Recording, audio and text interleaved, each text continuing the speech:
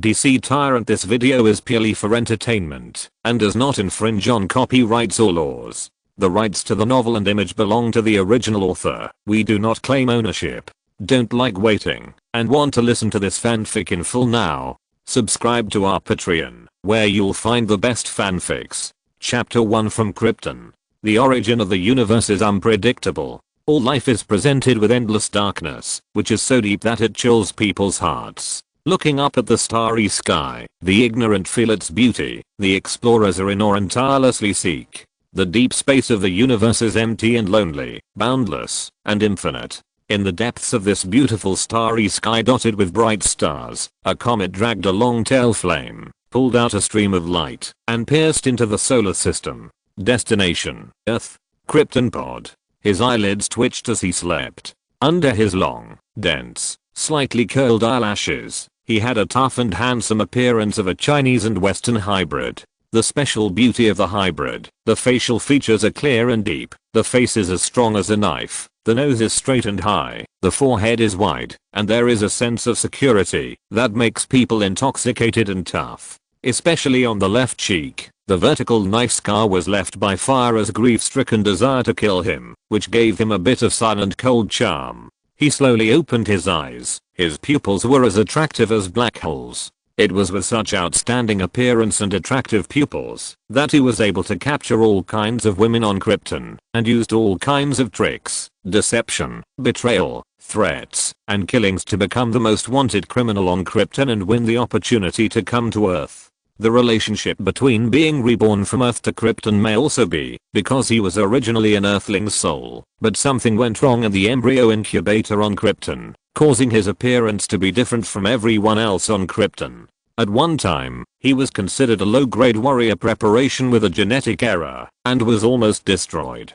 In the end, he showed his full vitality, and his appearance was different from everyone else on Krypton, which made the gene preparation personnel who wanted to destroy him soften their hearts and leave him, so he survived.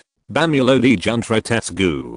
The name may be a little strange. This is the name of the tyrannical adopter who died in his hands. He casually clicked on the dictionary and continuously pointed out the name of the characters. According to the translation, it is this name. If expressed in the Kryptonian language, it is a string of characters without any meaning. It is neither a name that carries the glory of the predecessors nor a name that represents the high hopes of relatives. It is just a piece of garbage made up of scattered characters.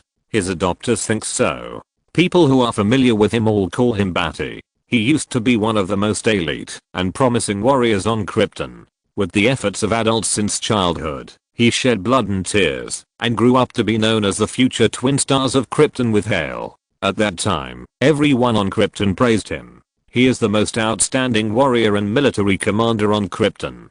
It is precisely because of this that he was able to get close to the top leaders of Krypton and betray them all. The greater the love, the deeper the hatred. At that time, Fyra really wanted to kill him and leave a deep scar on his face so that he would always remember her disappointed and sad expression at that time. Badi never regretted his behavior. On Krypton, the pattern is too small. At the center of the future universe, wars across the infinite multiverse broke out, all of which were centered on the Earth. Battles between various gods, old gods and new gods, various pantheons, and various magical powers. Only on Earth can the universe be radiated and affected. Only on Earth can the Kryptonians exert their most powerful power, destroying the world with one hand, crushing the stars, and blowing out the sun. There will be no good results on Krypton. On the Krypton that is about to be destroyed, there is only one way to die. For this reason, he will come to Earth at any cost. His pupils focused, his consciousness gradually became clear, and he lay in the Kryptonian pod and woke up. His body was slightly heavy, which was the sequel of waking up from deep sleep. His muscles and blood began to recover from the lead and mercury-like sediment. Through real-time holographic projection technology, he saw the projected starry sky in front of him, the orange-yellow sun in the bright starry sky, and the small blue planet revolving around the sun. Virtual imaging technology is a technology that uses the principles of interference and diffraction to record and reproduce the real three-dimensional image of an object, and it is synchronized with the outside world in real time. In other words, He has indeed come to the solar system. His body froze in an instant, and the sound of a huge heart echoed in his ears. His blood rushed and flowed. He even held his breath because of excitement, and exhaled deeply and deeply for a long time. The blood in his body rushed like a surging river, and the unstoppable excitement surged into his heart. He clenched his fists tightly, suppressing the excitement caused by the violent twitching of his heart, and panting with surging emotions, wishing to shout loudly. Earth finally arrived on Earth. His pupils dilated, and he was so excited that he couldn't be more excited. His heartbeat was strengthened and accelerated, and his metabolism was hyperactive, making him want to stand up now and declare his existence. Announce to this world his arrival. Announce to this world the desire he showed.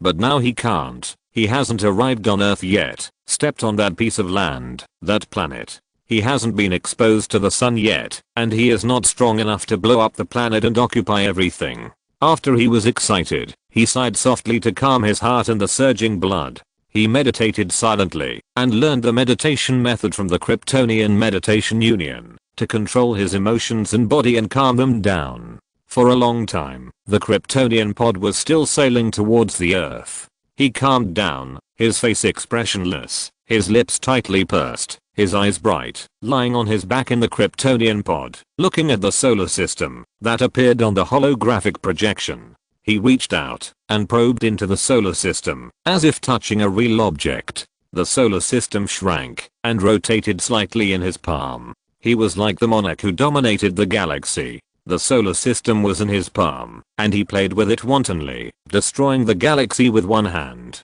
Soon, I will dominate the world. His eyes flashed with fanatical ambition, and the corners of his mouth outlined an arrogant grin. The vertical scar moved with it. Under his cold appearance of Chinese and Western mixed blood, he showed his demeanor of looking down on the world and traversing the stars. Suddenly, he clenched his palm, and the solar system was scattered by his grip. In the darkness, he gradually calmed down and fell asleep again, still some distance away from the Earth. Nevada. Speaking of Nevada, we have to mention the famous Area 51 Air Force military base, which is famous in the world in the future, or in the present, located in an area of Lincoln County in southern Nevada. In 1950, when the military established a nuclear weapons test site in Nevada, this place was included. At that time, it was numbered as Area 51 on the map. Later, due to some mysterious and abnormal events that often occurred here, the saying of restricted Area 51 came into being among the people. Regardless of whether there are aliens or not, UFOs appear in this Area 51. When it comes to Nevada, Area 51 must be the most famous. Compared with the world's focus on this famous Area 51 military base, other military bases in Nevada seem to be unknown and no one pays attention to them. Reconnaissance and Photography Satellite Application Military Base. This place is named Area 18 Military Base. Today, in 1980, a satellite detected a small spacecraft from space. Chapter 2 Discovery. Nevada 18th District Military Base. Shooting Application Reconnaissance Satellite Control Room. Several large screens display photos that make the operating control room dead silent. The screen is blurry, showing a white object flying straight down towards the Earth, like a meteorite thruster pushing out strong flames. The photo is very blurry because of the strong flames, but according to the outline and the long tail flame, it is enough to restore its original appearance. Several white-coated staff members of Jingayan Aviation stared and stood up with their hands on the control table. This is a spaceship. A small white spaceship. Science fiction spaceship. A spaceship that can travel in space. Where does it come from? A spaceship with interstellar travel. Civilization has come to Earth. There is more than one race in the universe, humans, and some races have developed interstellar travel technology, and they are coming to Earth now. In an instant, the vast control room was filled with fiery emotions and surging hearts. Everyone was excited in their hearts, staring at the screen intently, with their fists clenched tightly. This is unprecedented, the greatest discovery of the century. In the vast universe, there are not only intelligent life forms like humans, but also other life forms. Now they are coming to Earth. A staff member in a white coat gave an excited command with a flushed face. Calculate the location where the spacecraft will land. This is a great discovery. We will start the contact between humans and the stars. A discovery that will go down in history. A discovery that will go down in history. Every staff member was excited and generous. It was even possible to see that they were the pioneers who were excited to explore the unknown races in the stars. The endless stars were explored by them in the first step. The contact with alien races in the stars was explored by them in the first step. Just like what Armstrong said when he landed on the moon on July 20th, 1969. This is a small step for a person, but a big step for mankind. The bright starry sky is waiting for them to contact it. The unknown field is like a devil that stirs their hearts and makes them rush into the fire without hesitation. The staff worked hard, based on the trajectory of the spacecraft's fall, and actually concluded that the spacecraft will soon fall in a giant sequoia forest 300 kilometers away. Nevada is the driest state in the United States. More than half of the state has a desert climate, and there are not many places with large forests. Coincidentally, the spacecraft is about to fall in the giant sequoia forest here. It is only 300 kilometers away. This is simply a blessing that hits the head. The staff in the entire control room cheered loudly. If there is no accident, they should be able to see the aliens in the spacecraft in a few hours at most, and even study the aerospace technology of the alien spacecraft. It is simply unstoppable and wants to see everything. When the control room was hot, a majestic voice stopped their momentum. Delete it. General Vic, who had been in the control room, stood tall, looked at the big screen and many staff members, and said majestically. General Vic was in his 40s, white, upright, and had a hooked nose. His eyes were majestic and fierce. Just looking at the majestic aura on his appearance, you can tell that he is a strong and decisive person. The cheers in the control room stopped suddenly, and you could hear a pin drop. The voices of many staff members stopped, and their heads were unable to turn around. This is a great discovery. Why delete it? Several smart researchers looked a little unhappy. General Vic is a hardline hawkish general, and his tyranny is also well known in the United States. The most famous thing is that 5 years ago, in the Vietnam War that ended in 1975, he was dissatisfied with the victory of North Vietnam. When he passed by the village on his way out, he ordered the massacre of tens of thousands of people in several villages. He was once in a military court, but in the end he was punished superficially and was safe after giving an explanation to other countries. He is extremely tyrannical and has accumulated a lot of prestige. According to Reason, the discovery of an alien spacecraft should be reported to the National Defense Department, the National Information Department, and the President. This is the correct process. Now, General Vic asked to delete the information here, and his intentions can be imagined. He wants to take all the information of this alien spacecraft for himself. In the control room, you can hear a pin drop. There is no doubt that General Vic is the highest controller here. In this military base, he has the final say. Many staff members also looked at each other, not knowing what to do. General Vic, this is not suitable, said a middle-aged researcher wearing a white coat and with wrinkles on his forehead. General Vic was so majestic that sweat broke out on his forehead. This tyrannical general seemed to want to cover up this discovery. The control room was so quiet that you could hear a pin drop. There was no heat from the alien spacecraft. Follow the order, soldier.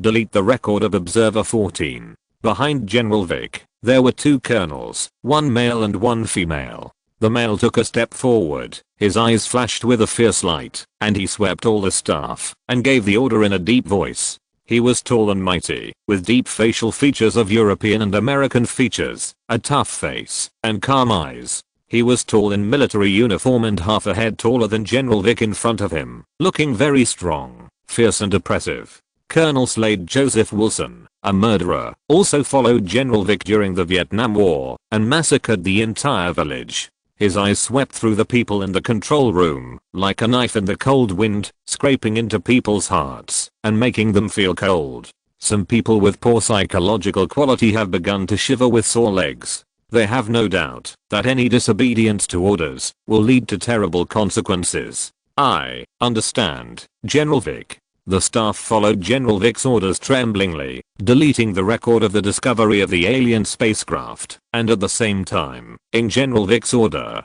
slightly change the previous record to replace today's time record. Everyone, please rest assured that everyone will participate in the study of alien spacecraft. General Vic said, turned around and left the control room with 2 colonels. Hearing General Vic's words, the staff in white coats looked as hen. They no longer had freedom. Then, soldiers with guns rushed in and stood up, making the atmosphere even more heavy and depressing. General Vic left the control room with heavy steps. Colonel Slade followed behind him, and another blonde and blue-eyed female colonel followed closely. He was somewhat puzzled by General Vic's behavior. As his confidant, he would certainly support his actions, but it was really frightening to secretly seize the alien spacecraft. If there was any accident, he would face the consequences of being dealt with by the country. The general and his colonel's status would be regarded as treason, and there would be no place for them in the whole United States. General Vic slowed down his pace, as if he noticed his heavy thoughts, and said in a majestic voice again, "There will be no problem. There are not many satellites that transmit information in real time. Other orbits are not in this direction. In addition, the satellites that go back and forth to take pictures and conduct reconnaissance can be treated as meteorites later." Colonel Slade had no objection and answered firmly, "The general's instructions are my unswerving direction of action." He was just a subordinate and only needed to act. General Vic nodded with satisfaction, pondered for a moment, and said with sharp eyes, "What I'm saying to you now needs to be kept confidential." Colonel Slade raised his eyebrows slightly. "This is not the first time that aliens have come to Earth." General Wake said, "Area 51 is worthy of its name." Colonel Slade froze in his tracks, and only after he came to his senses did he catch up with General Wake. This was truly shocking. Intelligent life other than humans had already set foot on Earth. What was even more surprising was that alien creatures that could travel across the starry sky had not destroyed or enslaved humans. No matter how he thought about it, it was surprising to him. Chapter 3: The Disappearance of the Pulitzer Prize. Nevada, the town of Stone. This town is ordinary and plain, just like many other towns, without outstanding buildings, scenery, and historical sites. The giant sequoia forest far from the town can be regarded as a unique landscape. The giant sequoia is the thickest of all trees, and the highest one is even recorded as 110 meters. In the giant sequoia forest not far from the town, there are no giant sequoias that are 100 meters high, but there are many giant sequoias that are 60 or 70 meters high, standing in the woods.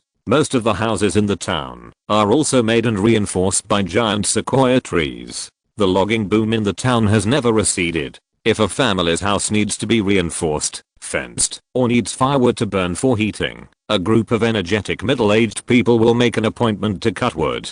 Cutting down the huge giant sequoia trees that are 60 meters high and can only be hugged by 4 or 5 people. The giant trees that fall from the sky, the splashing soil, and the amplitude of the ground vibration will make them feel a great sense of success in tripping the giant. The wood of giant sequoia is resistant to decay, but it is easy to crack and brittle, so it is not suitable for construction materials. Looking through the window, watching the sawn in large pieces of wood passing in front of his door, Mike silently despised these country folks with little experience. Although his house was built with their help, it did not prevent him from looking down on them. But he did not know that the wood of giant sequoia was crushed into pulp and then synthesized into wood, which was not easy to decay and had strong pressure resistance. After all the sawn in large pieces of wood passed by his house, he opened the door and walked out with a sigh of relief. These lumberjacks had no news value at all, and every time they saw them, they would say something like, "Mike has grown up.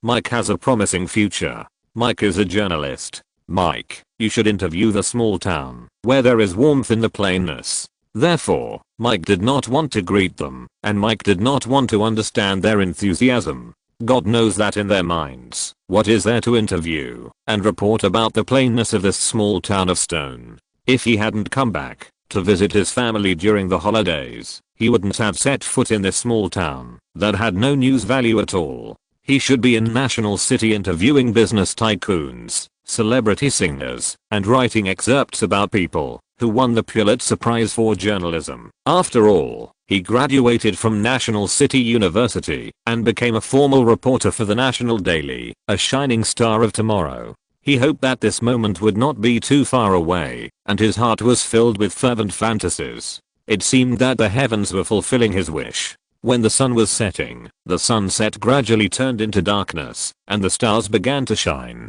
A stream of light arced across the dark sky. Meteor. Mike put his hands in the pockets of his black sweater and looked up at the stream of light. The meteor seemed to be very close. He seemed to see the vague outline and the hot red airflow rushing down from the front. Suddenly, the meteorite he thought was a meteor made an explosion in the next blink of an eye. The sound shook Mike's body and startled him. Then thick black smoke came out of the tail of the meteor, and it actually went into the giant sequoia forest in front of Mike's eyes. Mike followed the direction of the meteor with his eyes wide open. The giant sequoia forest was emitting intense black smoke. The meteor had obviously crashed into the giant sequoia forest, rubbing against the giant sequoia trees. He could imagine how violent the rubbing sound was. The rumbling sound woke up the town at night. That's a meteor. A meteor with flames hit the giant sequoia forest. Call the fire department and notify the police. Notify everyone in the town that there may be a wildfire. The giant sequoia forest is not far from the town, and there may be a wildfire spreading here. All the people in the town should be ready to stay away at any time. The experienced middle-aged man shouted loudly, directing the people coming out of the house to avoid possible wildfires. The giant sequoia itself is flame resistant and not easy to burn, but this kind of wildfire often starts from the plants next to the giant sequoia and spreads to the town, where most houses are made of wood. It is a disaster. The black smoke rising from the giant sequoia forest made the town panic. Mike's body shuddered. It was definitely not a meteorite. As for what it was unknown. This is most likely something new. He felt it coming from the tentacles of the new reporter of the National Daily. The Pulitzer Prize is calling him, and his heart is hot. His skin is covered with bumps, and he is trembling with excitement. The hot excitement in his heart is steaming his body. He pulled his hands out of his sweater pockets and ran back to his home, ignoring the crowd who were preparing to take refuge in the middle-aged man who was yelling at him to inform others quickly. The giant sequoia forest with black smoke is most likely not burning. The black smoke is the thick smoke gas caused by mechanical explosion, not the smoke from burning plants. He opened the door panting, ran to his room, pulled out his beloved Pentax K1000 camera from the closet, quickly put the film in it, hung it around his neck, and without saying goodbye to his parents, he jumped down the stairs in 3 or 2 steps in a hurry and pulled the mountain bike out of the garage. His sore feet could not stop his excitement. He pedaled the new mountain bike desperately, breathing heavily, and excitedly looked at the smoky giant sequoia forest and rushed over. The panicked town behind him was left behind by his excited and flushed face. The closer he got to the giant sequoia forest, the more he was sure that the wildfire had not spread. The thick black smoke was just the smoke from the mechanical explosion. When he was close to his destination, he simply abandoned the mountain bike on the hillside that was difficult to climb with a mountain bike. The soreness of his hands and feet had been stimulated by the adrenaline generated by his excitement. He, who usually did not exercise much, burst out with endless motivation. He climbed up the hill with his hands and knees worn and bleeding, and he almost slipped and fell down, but he was forced to climb up by his excitement. He ran deeper into the soft mud road until his hands and feet felt numb. That was the result of excessive exercise that exceeded the upper limit of fatigue. Tomorrow, he will definitely have backaches, and he will want to just lie in bed. The last time this happened was when he participated in the rugby competition at National University and was beaten to pieces. This time, he was not disappointed. As he expected, the Pulitzer Prize for journalism was already waving to him. It was a discovery that was enough to win the Pulitzer Prize for journalism. A large piece of the bark of the giant sequoia trunk was scraped off, revealing the deep flesh inside. He stared with bated breath at the white spaceship that was violently emitting black smoke. It had an unusual futuristic sci-fi beauty. Half of it was charred and emitting billowing black smoke. There were turbid and sporadic sparks around it, but no mountain fire had formed. A man was half hanging on the sci-fi spaceship. The rough landing of the spaceship made him fall into a coma. His mixed Chinese and Western appearance gave him a different kind of beauty. The deep scar on his left cheek showed his cold temperament. This was a tough man with a different kind of charm. He might have fascinated the group of coquettish fairies at National City University. Mike went forward and wanted to save him, but he was choked by the smoke and coughed continuously and retreated. He covered his mouth with tears in the corners of his eyes. When he touched the camera hanging on his chest, he realized it. Who are you saving? Take a picture first. He quickly raised the camera to his eyes and started taking pictures. Every sound of the film rolling made him indulge in the fantasy of Pulitzer. The sound of the camera taking pictures made him complain in his heart. If he had known that he would not go on a date, he should have bought a new Canon A1 camera. Now he has a Pentax K1000 camera, which is a photography novice. It does not have automatic metering and autofocus. It is really sorry for the winner of the Pulitzer Prize. Until the last roll of film was finished, he licked his cracked lips with satisfaction. Only then did he remember to save people. The smoke had dissipated a lot. He walked to a corner and fanned the black smoke, trying to pull out the man hanging on the spaceship. So heavy. Mike pulled his hand and found that he couldn't pull him out. When he pulled hard, he was as heavy as a piece of iron. It wasn't that his body was stuck, but the man's body was as heavy as iron. Mike was surprised to find that he couldn't move him at all even with all his strength. This is definitely not the weight of an earthling. He is not an earthling. Mike looked at the man hanging on the spaceship in shock. Suddenly, silently, dark figures emerged from the woods and surrounded the area. Mike was startled and saw a tall and strong man wearing an army colonel's uniform. Seeing that it was a soldier guarding the country, Maximum breathed a sigh of relief. His eyes lit up, and he quickly shouted, "Come and help. He is so heavy, he doesn't look like an earthling." Colonel Slade's eyes condensed, looking at the man hanging on the alien spaceship. Is this an alien? He looks exactly like a human. He stepped forward, but in the blink of an eye, he stepped in front of Mike. In Mike's unbelievable and shocked pupils, his right hand knife was extremely swift, flashing a vague phantom in the dark night, hitting his aorta and knocking him unconscious with just the right force. Chapter 4: The Worst Beginning. General Vic emerged from the darkness, stepping out from the shadows surrounding the alien spacecraft in the giant cedar forest illuminated by the bright moonlight. His eyes on his hooked nose lit up with ambition, and his thin figure had the aura of someone who had been in power for a long time. The black smoke from the spacecraft was gradually becoming thinner, and sporadic sparks bounced onto some plump and moist green leaves, but there was no secondary explosion or forest fire. His confidant Colonel Slade was on guard for him, removed the threat, and nodded slightly to him, indicating that it was safe. With pupils full of ambition and desire, General Vic's pupils widened in the darkness. He glanced at the half-destroyed spacecraft and his eyes stayed on Badi's face. He slightly motioned Slade to come forward and check. Colonel Slade received the order and approached Badi and saw Badi's face through the extinguishing distant flames. He felt a little daunted in his heart. He always felt that this alien with a straight nose and a wide forehead was not as sunny as he seemed. The deep scar on his cheek had a fierce and cold feeling, as if he was one of his kind, the most elite and experienced soldier in the army. Or maybe he is also an elite soldier.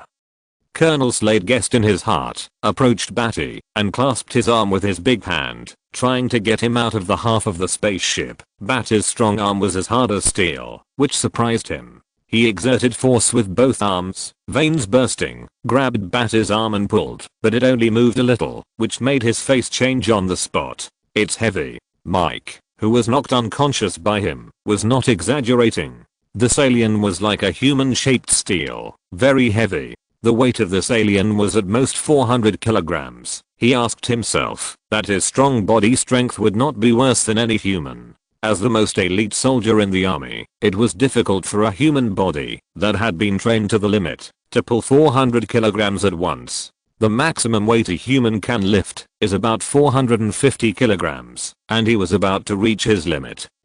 He shouted loudly, and his feet, waist, and arms all exerted strength to carry Badi out of the half-destroyed spaceship. He couldn't last long. After a while, his arms were shaking, and sweat appeared on his face. He staggered to half kneel, put Badi on the ground, exhaled a breath of air from his nose, and reported, "General, he is indeed an alien, weighing 400 kilograms. The soldiers around him couldn't help but be a little surprised. He seemed to be as tall as Colonel Slade, but he weighed 400 kilograms. Could it be that his body muscles and internal organs were made of steel and flowing with iron juice? General Vic's eyes showed surprise, but more of an ambitious light. The more amazing the alien, the better. He almost didn't need to hide the wildness in his eyes. Okay. General Vic praised and waved his right hand behind him.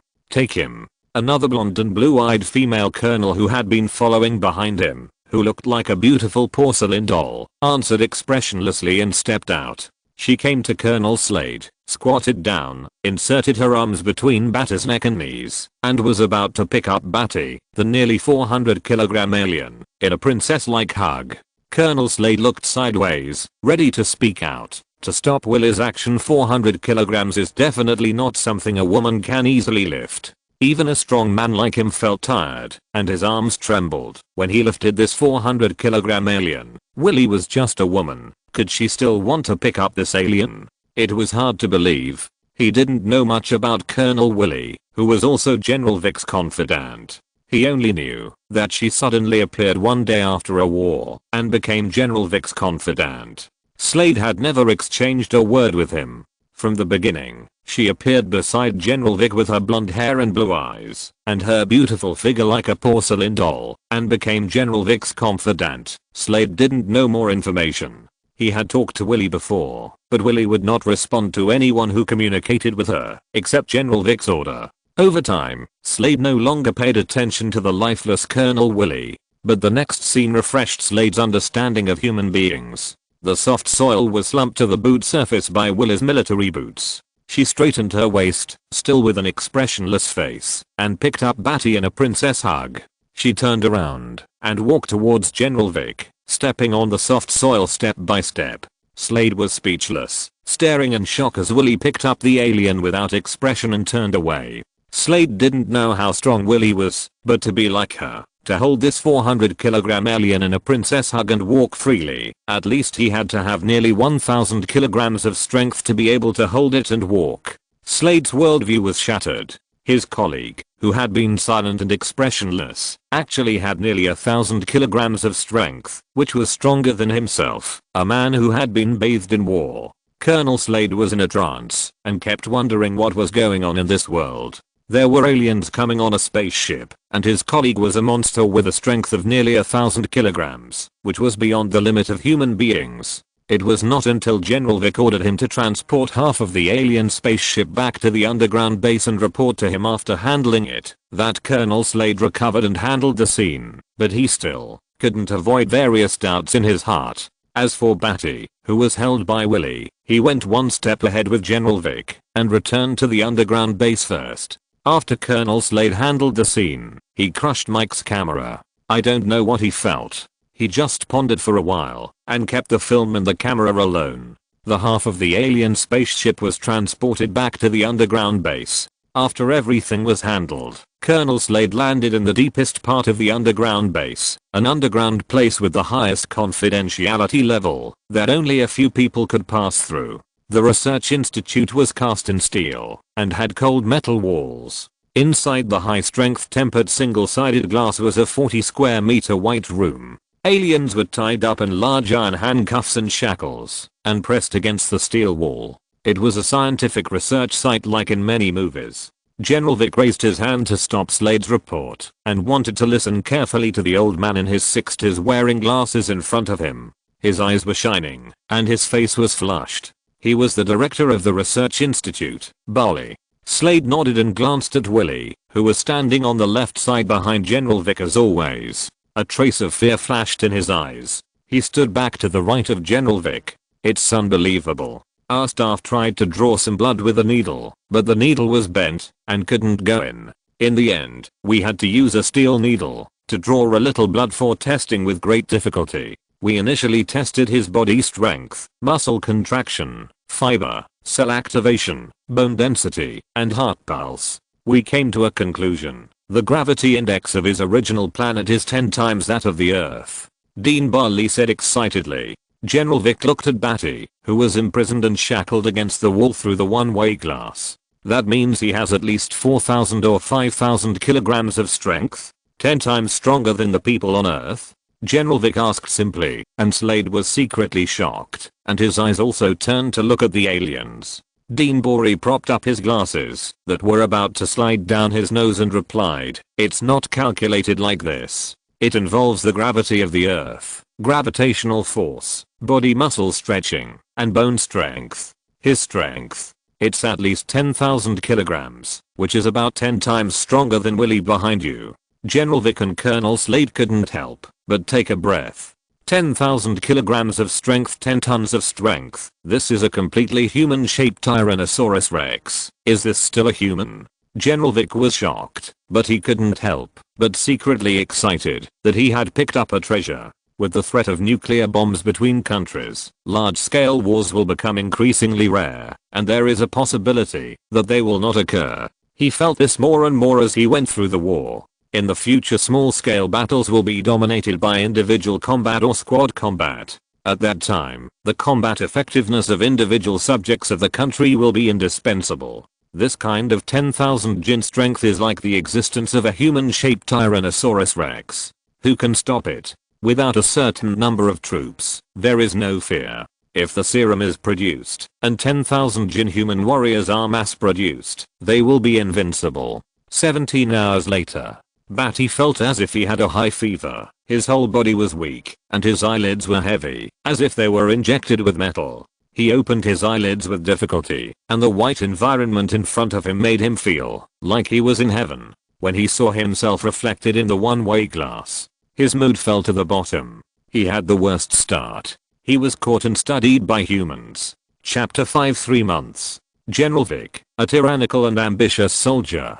Dean Borey, the senior person in charge of studying himself, the underground base, and his own body. Dr. Jenny, a doctor of biology, has a rather cold and beautiful appearance, and looks like a cold scholar. In the underground research, except for Dean Borey, she is the highest researcher, and her authority is lower than that of Dean Borey. Life, a blonde beauty with an emotionless face, is General Vic's bodyguard and often stands behind General Vic on the left. Badi feels that this woman is not like a human. Colonel Slade, Colonel Vic's confidant, is responsible for the security and defense of this underground base. All of the above are what Badi has been able to sort out from their words in the past 3 months. He has been trapped for 3 months. At the beginning, he was crazy and irritated every time he woke up, and was very crazy and dissatisfied with being trapped.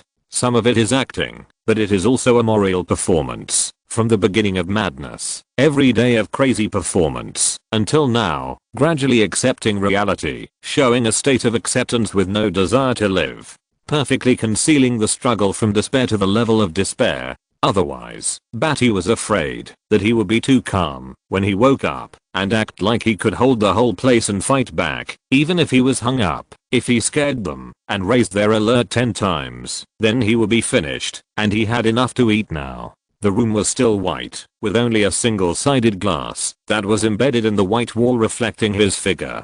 It was conceivable that a group of white coats would be watching him on the other side of the glass. His body was still pressed against the wall in a big letter shape, his feet off the ground, his hands were tied with fine steel handcuffs, his body had no place to exert force, and gravity was acting downward. His wrists and ankles were bloody, and there were traces of struggle and bruises. Even if he had a force of 10,000 pounds, he could not forcefully break free of the shackles. Badi hung his head, closed his eyes, and looked tired to the point of fainting, and was completely exhausted by torture. In fact, he closed his eyes, felt the pain from the blood oozing from his wrists, and kept thinking about ways to escape from here. He only knew that this was an underground base, and he couldn't see the sun. The few information he got about a few people made him feel extremely irritated and angry. He had come to Earth from Krypton with great difficulty. This was the start for him. Badi gritted his teeth secretly. He had great ambitions and the ability to move freely. How could he come to Earth from Krypton to deliver food, biological samples, and science and technology? No. He had to go out, to bask in the sun, step on the Earth, hold the stars in his hands, and blow out the sun. But the current scene was simply a desperate situation for Badi. Every day, he took an aesthetics that were 10 times heavier than an elephant's, and the muscle relaxants injected to prevent excessive strength made his muscles sore. After 3 consecutive months, his originally strong body with explosive muscles and a body fat rate of only 5% was made to relax, sore, and weak, and he couldn't even raise his strength. Krypton's physique was nothing before it was activated by the sun, and he could still be killed easily. The sun. As long as he can get in the sun and activate his Kryptonian genes, he will have enough power to leave this underground base. Of course, it doesn't mean that, as long as he gets in the sun, he will have the same awesome power as Zod and Fyra in the movie, but it can activate his Kryptonian genes, allowing him to absorb the energy of solar energy, and have a leap in vision, smell, hearing, thinking nerves, and cell vitality. Just like an evolution, the change to himself is incomparable and huge. Although he is the lowest level of Kryptonian warrior cannon fodder template, and may even be incomplete, but the main body of Kryptonian genes is still there, so he can absorb solar energy and gradually become stronger. What can be used? He lowered his head and kept thinking, trying to change his situation as much as possible. He must not be willing to be passively studied like this, waiting for an accident to happen in the underground base laboratory, and then have a chance to escape by luck. Badi didn't believe that there would be such a thing like a movie. If he was so lucky, the spaceship would not have an accident, and he would not be caught when it fell down. What's worse is that he was hit too hard by the explosion of the spaceship and fell into a coma. Otherwise, with the huge force of 10,000 kilograms, when he came to Earth, and the fighting power of his most elite Kryptonian warrior, how could he be captured and end up like this? His luck had been used up since the moment he crossed over. After crossing over, he was also the lowest level genetic warrior. He was able to come to Earth because he had tried every possible means and made every effort. Luck. It doesn't exist. Everything can only be done by yourself. No matter how much you pay, or what you betray, or what conspiracy you use, you must get out. General Vic, Old Dean Bori, Dr. Jenny, Will-Life, Colonel Slade. Badi lowered his head. The will trained by the elite soldiers of Krypton and the meditation method he cheated from the Kryptonian Meditation Union kept running to concentrate his thinking ability, supporting his head to keep thinking about what to use to get out of this predicament. He shouldn't be killed. Whether it is as a biological or some scientific answer, the level of alien civilization, the reason why he came to Earth, all kinds of factors add up. The value of the living self is much greater than that of the dead. Badi's mind flashed through the information he had collected over the past 3 months. He first eliminated General Vic and Willie. The former was obviously ambitious. He would be so happy to find him that he would die of laughter in his dreams. Willie was like a robot that received orders. There was no hope for her to obey General Vic's orders. As for Colonel Slade, Badi felt that the name was a little familiar. The Death Knell was also called this name. Could this guy be called Slade Wilson? But no matter whether it was or not, he would not get any help as a prisoner. Dean Bori, if he could get help from this guy, or agree to give some research on biological genes, it would be a no-go. This old man was old and cunning, and Badi felt that he was a slippery and cunning ghost. He was afraid that he would only empty his head of knowledge and imprison himself forever. Badi lowered his head and opened his eyes slightly. His hair hung down in front of him, and he looked downcast and dead. Dr. Jenny, about 25 or 26 years old, too young. In this research base, she was the only authoritative biological expert second only to Dean Bori. A young woman, well educated, with a doctorate degree at a young age, and able to work under the old Dean Barley in this underground base research institute. Badi intends to use her as a gap. To be able to become a biological doctoral expert at the age of 25 or 26, and to be the second in command in such an important base research institute, one must have strong knowledge, intelligence, and even background. Only in her did Badi see a gap. Maybe he could use her to see the sun. He hoped that her emotional intelligence was not too high. Chapter 6 Opportunity. Everything went as Badi expected. The underground research base fell into a research dilemma. There was no other reason. The spacecraft was too advanced. In 1980, with the backward technology, it was really difficult to study the spacecraft that crossed the starry sky. The world's first personal computer, IBM 5150, was not available until 1981. The world's first mobile phone, Motorola Dynatac 8000X, was not available until 1984. It was the bulky appearance of a big brother. The Windows system was not available until 1985. From this, it can be seen that even a research base with more advanced technology than the civilian one could not study a spacecraft from alien space. This is why General Vic simply gave up the spacecraft and let Dean Borey study the genes of alien creatures. Because in Area 51, there are a lot of talent studying technology, and the advancement of technology is not so easy, not to mention that the damage to the spacecraft has made it impossible for them to start. However, biological genes can make General Vic powerful. Despite this, he did not give up the alien spacecraft. If he tried to catch it with both hands, he might get unexpected gains. Of course, if someone who lives in an advanced technological environment could explain some of it to them, even if it was some future applications, it would allow them to grow rapidly. It happened that Badi was alive, and it would be a shame not to make use of it. Badi, who had a full understanding of all this, officially began to show his acting skills. Only with contact can there be a real opportunity. And now, the opportunity has appeared in front of him. One day in the 4th month of Badi's imprisonment, the underground research base selected a middle-aged woman with a teacher's certificate to teach Badi English. They needed Badi to learn English to communicate and get more knowledge from him. However, Badi was indifferent in front of the English teacher they chose. He always lowered his head, his eyes were dim and lifeless, and he was not even interested in communicating with them, let alone learning English. This made Dean Borey look worried. In fact, they chose the wrong person to teach. The middle-aged woman in front of him, wearing black stockings, with thick calves, and a fat body, had a stable career, children, husband, and family.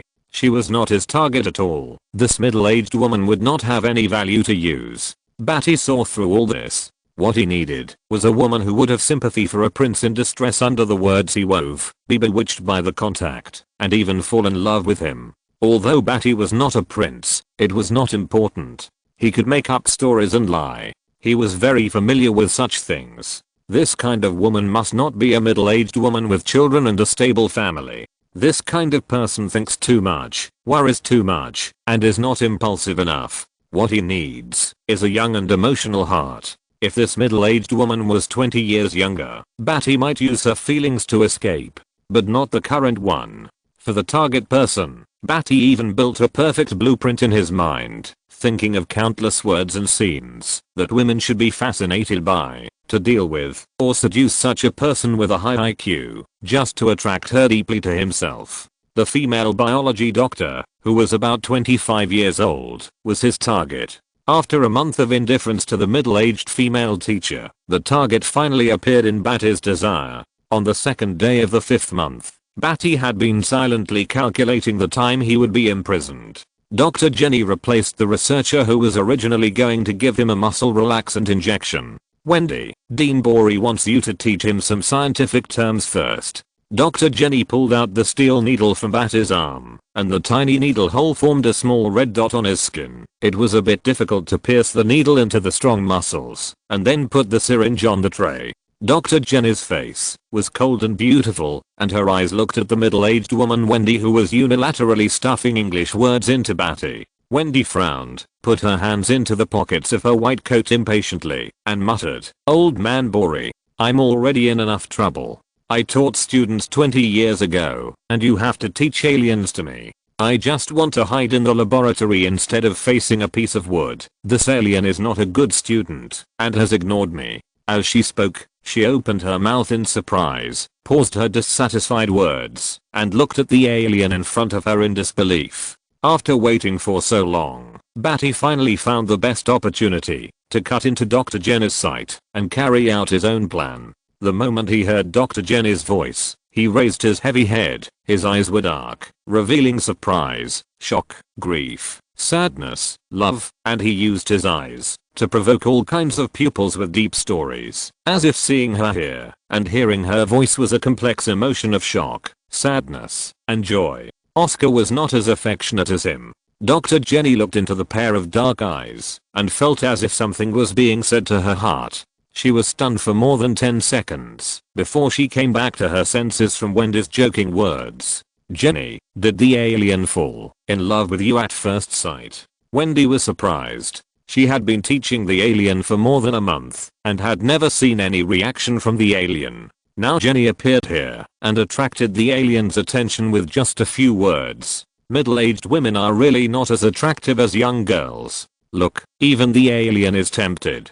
Jenny obviously had a good relationship with the middle-aged woman Wendy. She joked with Jenny for a few words under Jenny's slightly strange doubts and then left under the uncomfortable gaze of Badi. After Badi's gaze left with Jenny's back, he performed a bit of sadness of painful memories in front of Wendy and lowered his sad head heavily. This white room seemed to bring a bit of sad atmosphere to Badi's performance. The middle-aged woman Wendy looked at Badi strangely and continued her self-talking teaching. After teaching for a while, Badi's reaction really made her angry.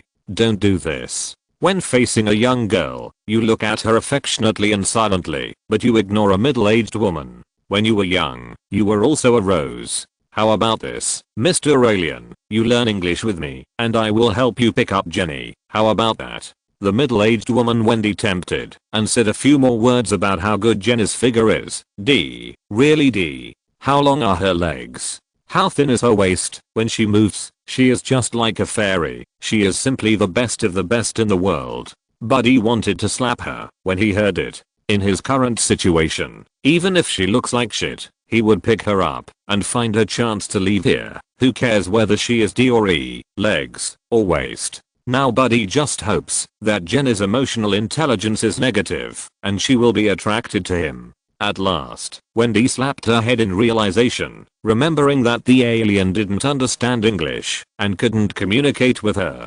He made her grumble a few words about old man Bori, the bastard, for giving her such a troublesome task. Chapter 7 Kryptonians teach you how to pick up girls. There was no change in the underground research for several days. The middle-aged woman Wendy was still holding a picture with English letters and shaking it in front of Badi for him to see. She read the English letters on the card in a somewhat hoarse voice. Not only was Wendy bored, Badi also felt impatient and irritated. Teach him English. Badi thought about it and knew that they wanted him to explain the various operations of the small spacecraft and wanted the knowledge in his head. Therefore, he couldn't wait and wanted to learn a little by himself, even if it was a cramming teaching. The only explanation was that with today's technology, they couldn't research anything. The spacecraft was too advanced. In addition, the spacecraft was incomplete, so they were powerless and wanted his help. Being treated as a prisoner like this and still wanting to drain the knowledge in his mind made Badi full of anger. I swear, one day I'm free, everyone in this base will die! Exclamation mark. However, he had to suppress the anger in his heart and kept practicing meditation to calm his heart. He could not show any emotion or attitude. Once they felt that he could communicate with other people besides Jenny, then his calculation to put Jenny in a unique position would fail. If he did not appear for too long, the impression score of Badi would gradually decrease, and he would not be able to stir up her inner fluctuations in the end.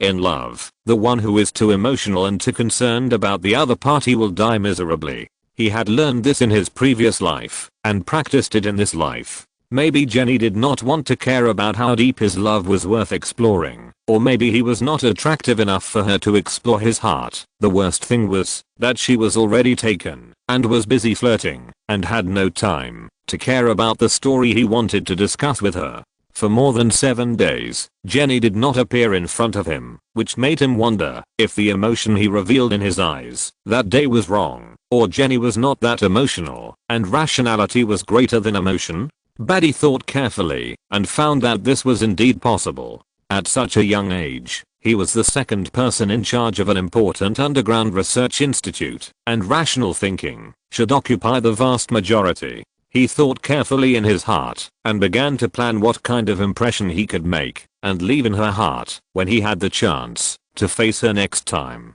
For Badi, the scene that started with their eye contact last time was almost a failure. On this day, Jenny appeared in the white room again and gave Badi an injection of muscle relaxant. The recovery ability of Kryptonian genes is much stronger than that of ordinary Earthlings even without contact with the sun. This muscle relaxant can relax the proteins between muscles, allowing them to more easily separate the DNA in the cells for research. And it is not just to relax Badi's muscles for cell recovery research. Jenny stepped into high heels with a crisp click click click sound, just like last time, to give Badi a muscle relaxant. She was tall and slender, with a cold and beautiful temperament. After glancing at Badi with a strange look, she looked away. Ever since Badi looked at her with that complicated look last time, she felt a little concerned and weird in her heart. After all, the alien who never reacted before, heard her voice like a memory, as if seeing something in the past, which made her, who loves biological research, a little concerned.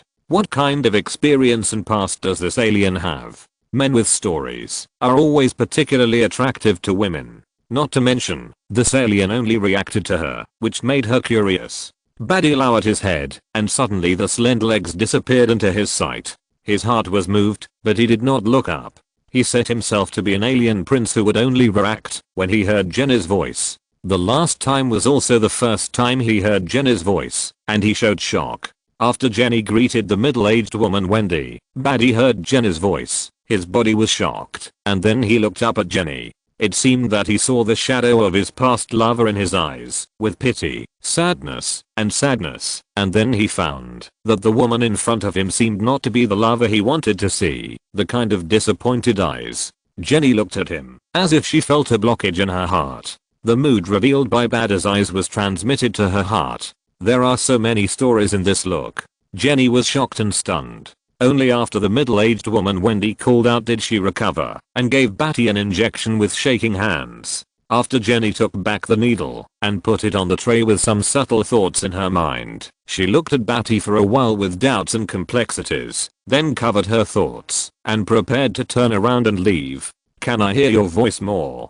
Badi's voice suddenly sounded, which was a bit harsh and mysterious in this white space. This sentence was spoken in Kryptonian language, so Jenny and the middle-aged woman Wendy didn't understand what it meant, but just felt mysterious. Jenny and the middle-aged woman Wendy were both shocked and stared at him in a daze. This sentence was obviously said to Jenny, and it thoroughly penetrated her heart. Wendy was a little surprised, the kind of surprise that belongs to studying and seeing new things. This alien can speak, and the method used by herself and others is wrong. Then Badi's eyes were sad and disappointed, and the message revealed in his eyes seemed to say, "You are not her." He lowered his head again with a dead look, revealing deep disappointment. Seeing this look from Badi, normal women will feel an emotional shock and a bit strange, and feel very uncomfortable in their hearts. Badi has made a mistake. It is not my fault that you are like this, and I'm worried about why this woman is not mine, but at the same time I'm eager to know what kind of past this man has, and how he can be so affectionate and sad. Usually, women fall for men when they know about their past. Badi also uses this method. This method requires you to pay attention to women and be attractive. Badi is a Kryptonian, an alien, and in this underground base, he is the biggest attraction. The emotions expressed by his excellent appearance make it easier for him to attract women's attention and capture women, so he uses this method. If this method does not have the desired effect, Badi will give up this method and find an excuse that they will not doubt, learn English in front of them, and then help them solve the technology of alien spacecraft and get more freedom and autonomy. As long as they want technology, then they can make plans. As long as they don't notice that they can become stronger by basking in the sun, all plans have a chance. Badi thought to himself calmly. With just a little information, Badi could guess a person, and using it to the extreme was his specialty. Badi's plan began to succeed when Dr. Jenny walked out of the room with a dazed look, and Dean Bori gave the order. "Jenny, starting tomorrow, you will teach the aliens English." Dean Bori looked at Badi, who was hanging his head through the glass wall, and analyzed with thoughtful eyes. Since he fell to the earth, was imprisoned and lost his freedom, he struggled, went crazy, was unwilling, and finally became desperate. He didn't react until he heard your voice, Jenny. Your voice reminded him of someone familiar, so he had such a big reaction. Through you, we can learn about his past, the culture and technology of his planet. Jenny felt a little uncomfortable. Was she going to use such an affectionate man? If you're listening to this novel on a channel other than Fanfic World, it means they downloaded and uploaded it without effort. We cordially invite you to visit our channel, Mundo Fanfic Novelos. There you'll find the original version of this story and you can explore many other novels of various genres. We're waiting for you to immerse yourself in a world of incredible novels. Chapter 8 Rage. The next day, seeing Dr. Jenny teaching him English instead of the middle-aged woman Wendy, Badi knew that he could be free, and he kept smiling coldly in his heart. Even in strict confinement, people's hearts could not be defeated. As long as there are human desires, how can this kind of confinement, being studied as a guinea pig, really trap oneself? Badi naturally told them about the alien spacecraft technology they longed for bit by bit over time, for fear that they would not live to witness the rise of technology in the future. At first, Dr. Jenny was still like the middle-aged woman Wendy, holding a card with drawings and English for him to watch, and reading it out in a cold voice, so that Badi would remember it in his heart. Every time Dr. Jenny read a word, Badi would react gently, and his appearance seemed to be vibrated by her voice and reveal emotions. Or his eyes were gentle, or there was a faint flash of grief, or he was thinking about the past, or things were different. Of course, this was all fake. But Kai was not completely fake. After all, he had deep feelings and ruthless. Everything he performed in his eyes had a basis, and was deeply touching. Jenny started teaching in a serious and cool manner, but when she saw the emotions revealed by the curious alien in front of her, she unconsciously felt a little itchy, and wanted to know everything. She was originally an expert in biology, and had a fanatical research spirit on the physical genes of aliens and earthlings, plus the aliens' deep feelings for her showed her unique emotions, which made her unconsciously sink into the virtual emotions constructed by Badi, and she felt gentle and warm for Badi, sad, and painful for memories. She has been interested in biology since she was a child, and plunged into the ocean of magical creatures. Whether in high school or college, she was devoted to research, and had never experienced any love affairs. Until now, she is still a doctor who has never experienced sex in the mouths of college classmates, and has been deliberately joked. In sexually open countries like Europe and the United States, not having experienced sex is a laughingstock. She has not had much emotional experience, but she is being attracted by Badi's alien creatures. She gradually changes from research to understanding the blueprint that Badi has carefully constructed for her step by step, and gradually sinks.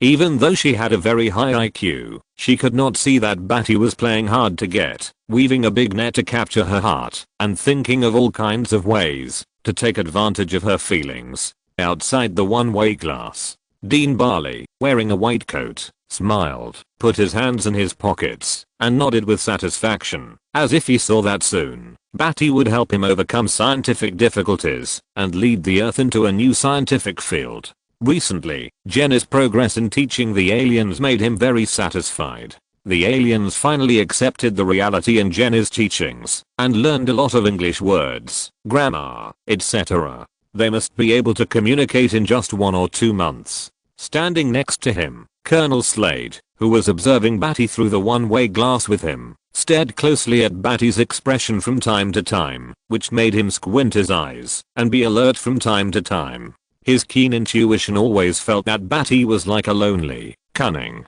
cruel and furious beast who was unwilling to be ambushed. This was a keen intuition of danger that came from dodging countless bullets on the battlefield and still surviving. This alien is very dangerous.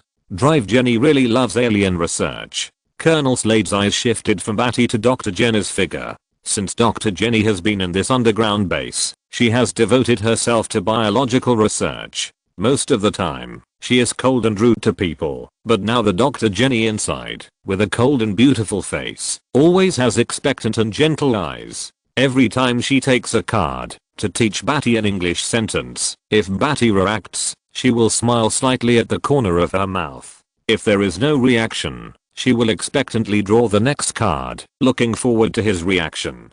Dr. Jenny loves aliens too much. Isn't this great? We need his cooperation. It can not only create some ties, but also be used as a threat, killing 2 birds with 1 stone. Dean Barley put his hands in the pockets of his white coat and smiled at the interaction between Jenny and Badi. I'm just worried that the aliens will have an accident. Colonel Slade said coldly, looking at Dean Bali beside him, feeling a chill. This is a researcher who only knows how to research and only wants to research. He is simple and doesn't care about the life and death of his students. I'm afraid that Dr. Jenny has established a certain relationship with the aliens. Once the aliens don't cooperate, Dr. Jenny will probably be tortured and threatened by the aliens. Don't you have any feelings for your students? Real researchers are really ruthless. Ruthless for science. Aren't you the one who arranges the defense facilities here? We believe in you. Dean Bori said, leading the way in front and walking deep into the corridor. Colonel Slade was silent. His eyes flickered and passed across Badi's face. Then he left with Dean Bori, leaving Dr. Jenny in the one-way glass room with the card to teach. Unknown to her, she has become the middleman of the game of wisdom between the two parties. After contacting Jenny for 5 months and being imprisoned for 9 months, Badi's playing hard to get completely captured her heart. When it seemed that the communication with Jenny was gradually enriched, Badi seemed to deliberately ask about Jenny's past. Based on the information leaked by Jenny, he determined some information about the underground research base.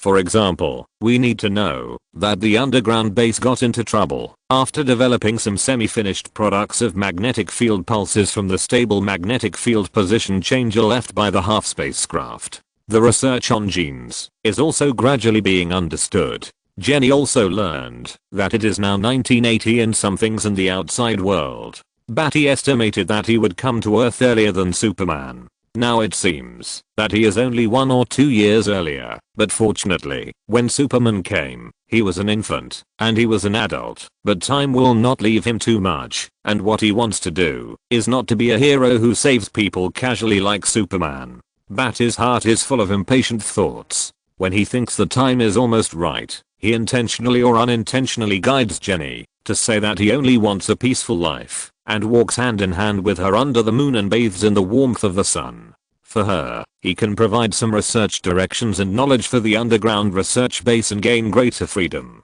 Being imprisoned on the wall and only being able to use Jenny's feelings and his own acting skills is too passive. Badi is willing to provide and assist our scientific research. When Jenny brought this information to Dean Bori, he was overjoyed. He finally succeeded in getting the alien to give up his knowledge for Jenny. This kind of scientific knowledge that spans the interstellar era must be firmly grasped in one's hands. One day, imprisoned in the underground base for 9 months, Jenny walked into the White Room with an indignant look, looking at Badi with a sad expression. Her steps in high heels were heavy and hurried. Tears in her eyes, she tiptoed, held Badi's big hand with her slender hand, leaned on his shoulder, full of tenderness, and her voice was hoarse. I won't let them do this to you, Badi. After she finished speaking, beads of tears fell from her face onto Badi's body, and the tears penetrated into the white fiber clothes, which was a little cold. Badi's heart sank.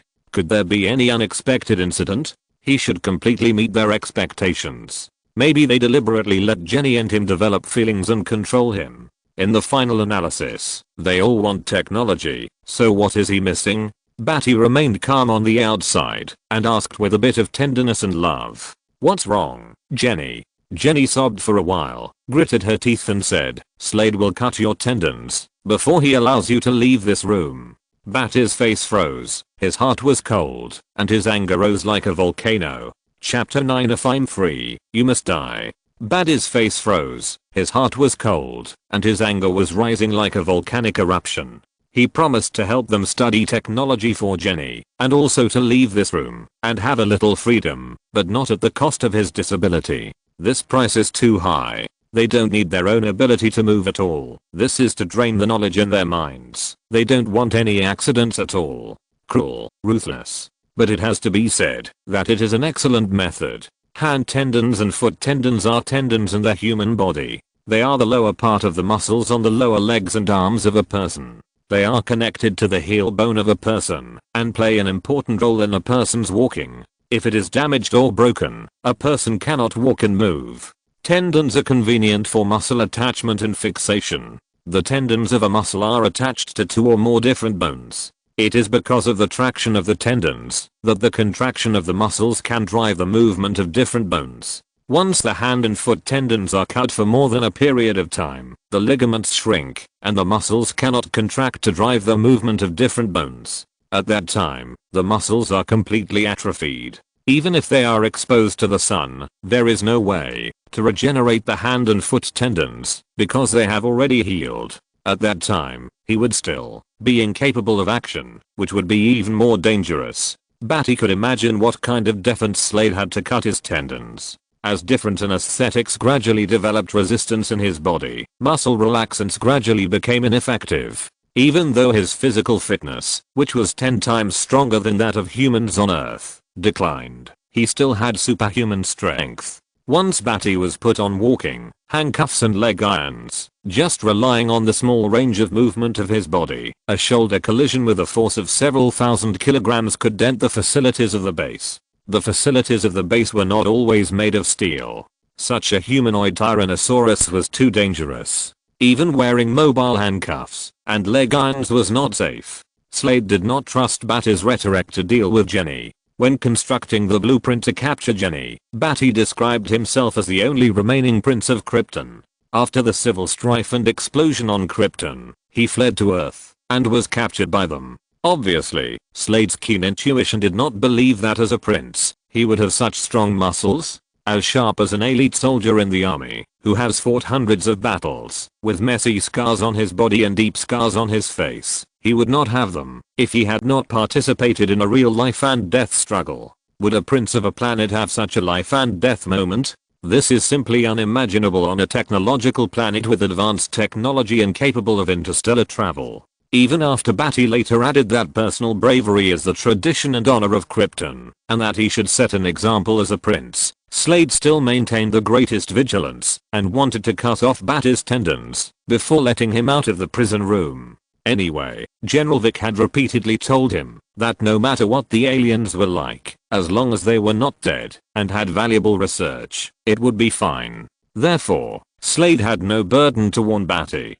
Badi focused on seducing Jenny and ignored some observations from outsiders, which made him feel a fatal threat. My situation is more serious and dangerous than I imagined, or the various situations portrayed in the movies. Badi suppressed the most violent anger in his heart, tilted his head, smiled gently and said, "Jenny, I know you are wary of outsiders. As long as you are by my side, I'm willing to bear it." Badi spoke touching words without hesitation, showing a sad smile. He deliberately said to bear it, which made Jenny's heart burden heavier, blaming herself. How can this be? Jenny held Badi's hand tightly, and her heart was in pain. Badi has paid too much for her. He is willing to spend science and technology for her, willing to give up all his past and his identity as a prince of Krypton, just to live peacefully with her on Earth. She can imagine that once Badi's tendons are cut off, after a long period of wound healing, the ligaments have shrunk and healed, and it will be impossible to move again, because the growth has been fixed.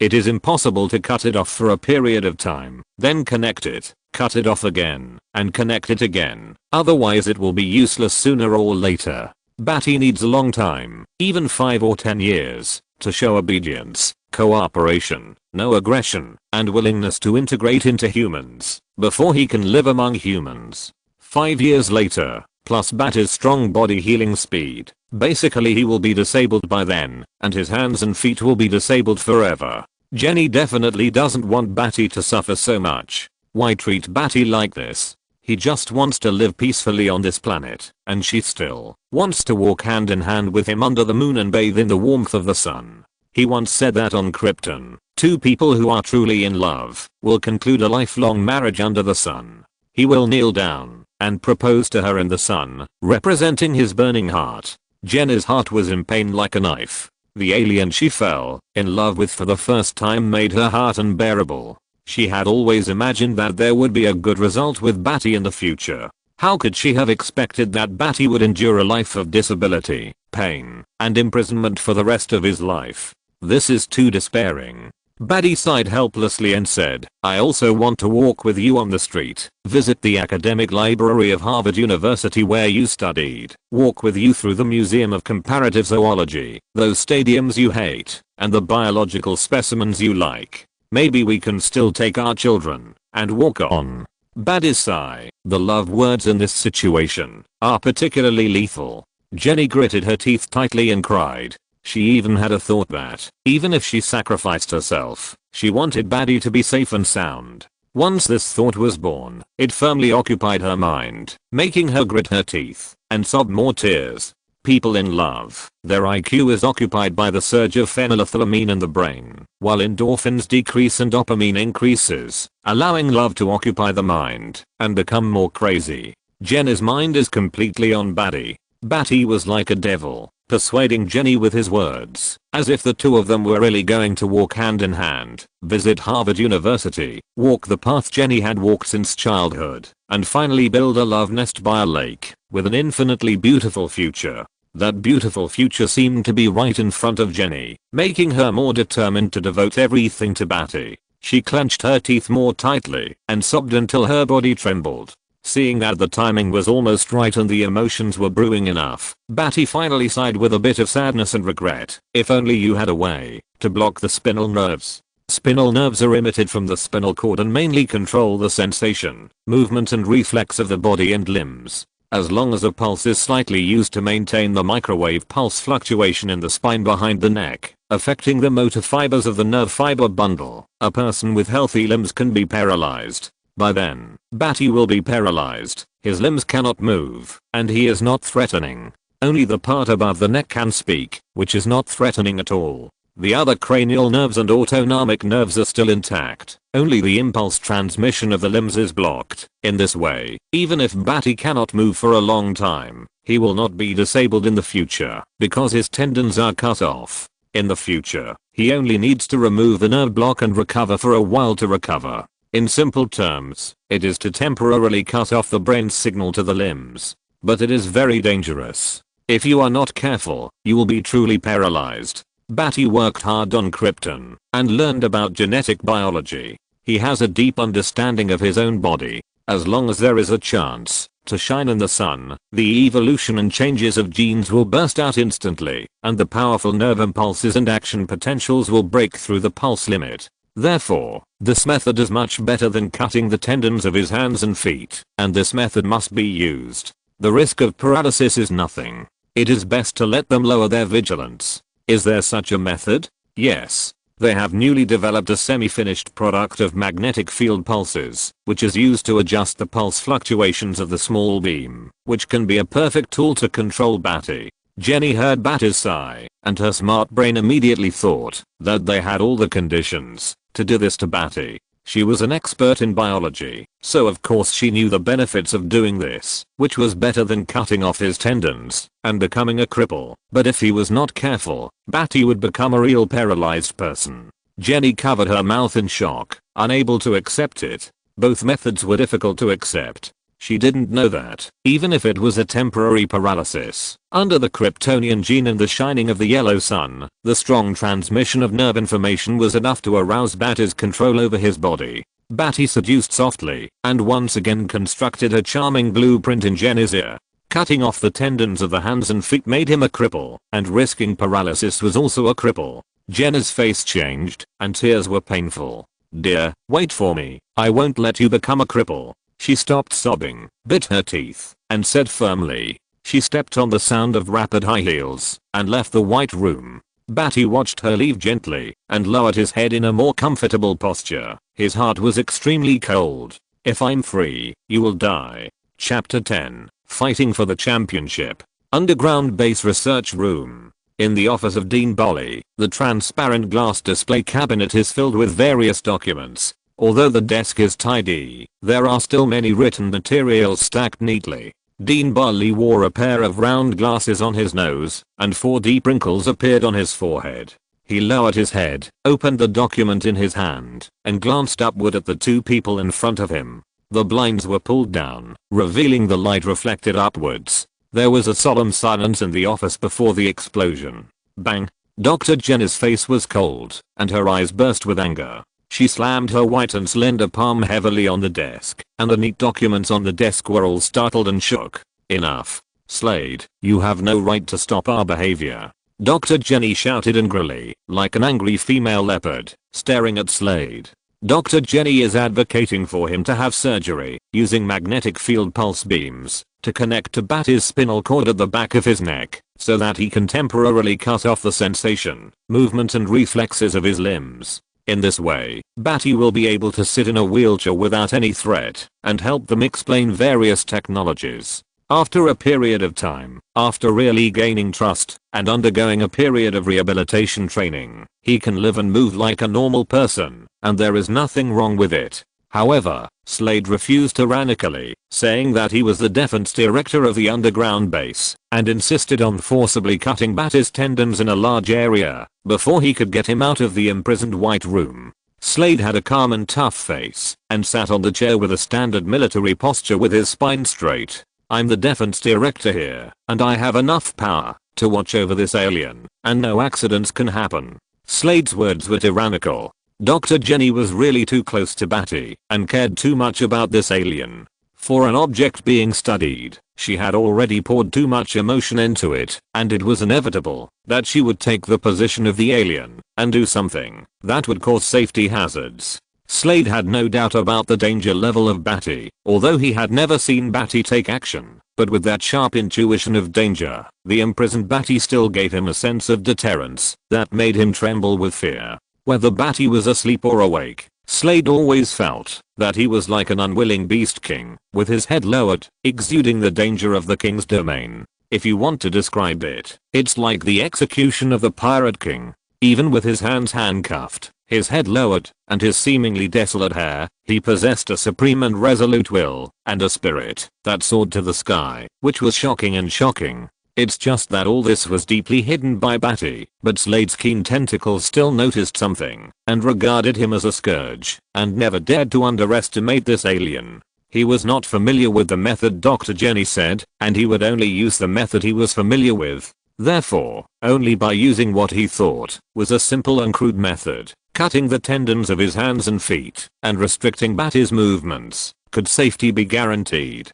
Drive Jenny's intention is to make the aliens live in harmony with us. If we treat the aliens too cruelly, they will refuse to help us research technology. It took Dr. Jenny so long to persuade him to agree to explain the technological problems to us, but we can't let him down too much. Using magnetic field pulse radio frequency blocking to temporarily cut off the sensation, movement and reflex of the limbs can also ensure our safety and reassurance about him. In the future, he will gain our trust and maybe he can start a family with Dr. Jenny and become a part of our human race.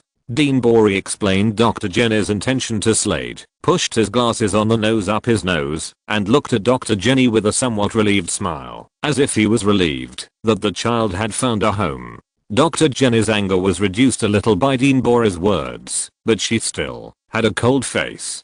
Dean Borey saw it clearly. All this was Jenny's for herself and Badi, to have a good ending in the future. This time it was Slade's turn to sneer. Drive Jenny, are you stupid for doing research? He is an alien. You fall in love with an alien. You want him to be free, and you want to start a family with him. I have to say, you are really obsessed with biology and you are crazy. Wishful thinking. He can only be imprisoned here forever. Do you think General Vic will let this alien go? Do you think human society can tolerate such a monster? This alien beast. Hearing Slade insulting the person she loved, Dr. Jenny's anger, which had just subsided, rose again. She snatched the file from Dean Borey's hand, and with a snap, she slapped the file on the chest of Slade's military uniform, angrily and coldly scolded. General Vic has agreed that I will help Badi do this operation, implant the pulsed radio frequency blocking steel needle into his neck to eliminate his threat. At this point, Jenny couldn't help but feel heartbroken for her lover. Badi just wanted to find a peaceful place to live with her in this beautiful world, bathe in the sun, face the moonlight, and live the future hand in hand. Why should he suffer such pain? Blocking the spinal nerves and making his limbs unable to move was already too much, but Slade also insisted on cutting off the tendons of Badi's hands and feet, wanting to make him a cripple. This really made Jenny furious. Jenny could no longer contain her anger. Her eyes turned red and veins appeared. Her cold and beautiful face turned into an angry roar. Slade Wilson, you are nothing but a beast wrapped in human flesh. You are worthless. Every breath of oxygen you breathe on Earth is a waste of the life of the Earth. Badi can provide us with more than hundreds of years of scientific and technological knowledge, which will change the world and promote the evolution of Earth's science and technology. Badi can help us study his biological sample genes and make mankind greater. He possesses countless biological treasures. Badi can help us understand the entire starry universe, step out of the universe, and understand the vastness of the universe. Slade Wilson. Compared to Badi, you are worthless. Like the mud under the soles of your shoes, you will only hinder everything and are disgusting. I have reported all this to General Vic, and General Vic has allowed all this to be implemented. Colonel Slade. Follow the order. You will not allow. Reject. Jenny roared and vented her anger like a torrent. The continuous roar shook the air in the room. She took a deep breath. Her angry red face turned cold. Her eyes glared at Slade coldly. Her unquestionable resolute expression made Colonel Slade's face change. Slade picked up the document that fell on his thigh and started to read it. He had only read it for a dozen seconds when his fingers pressed stiffly on the document, pressing it so tightly that it was bent, and his face became extremely ugly. He felt like a brutal beast was about to walk out of the cage and cause a killing.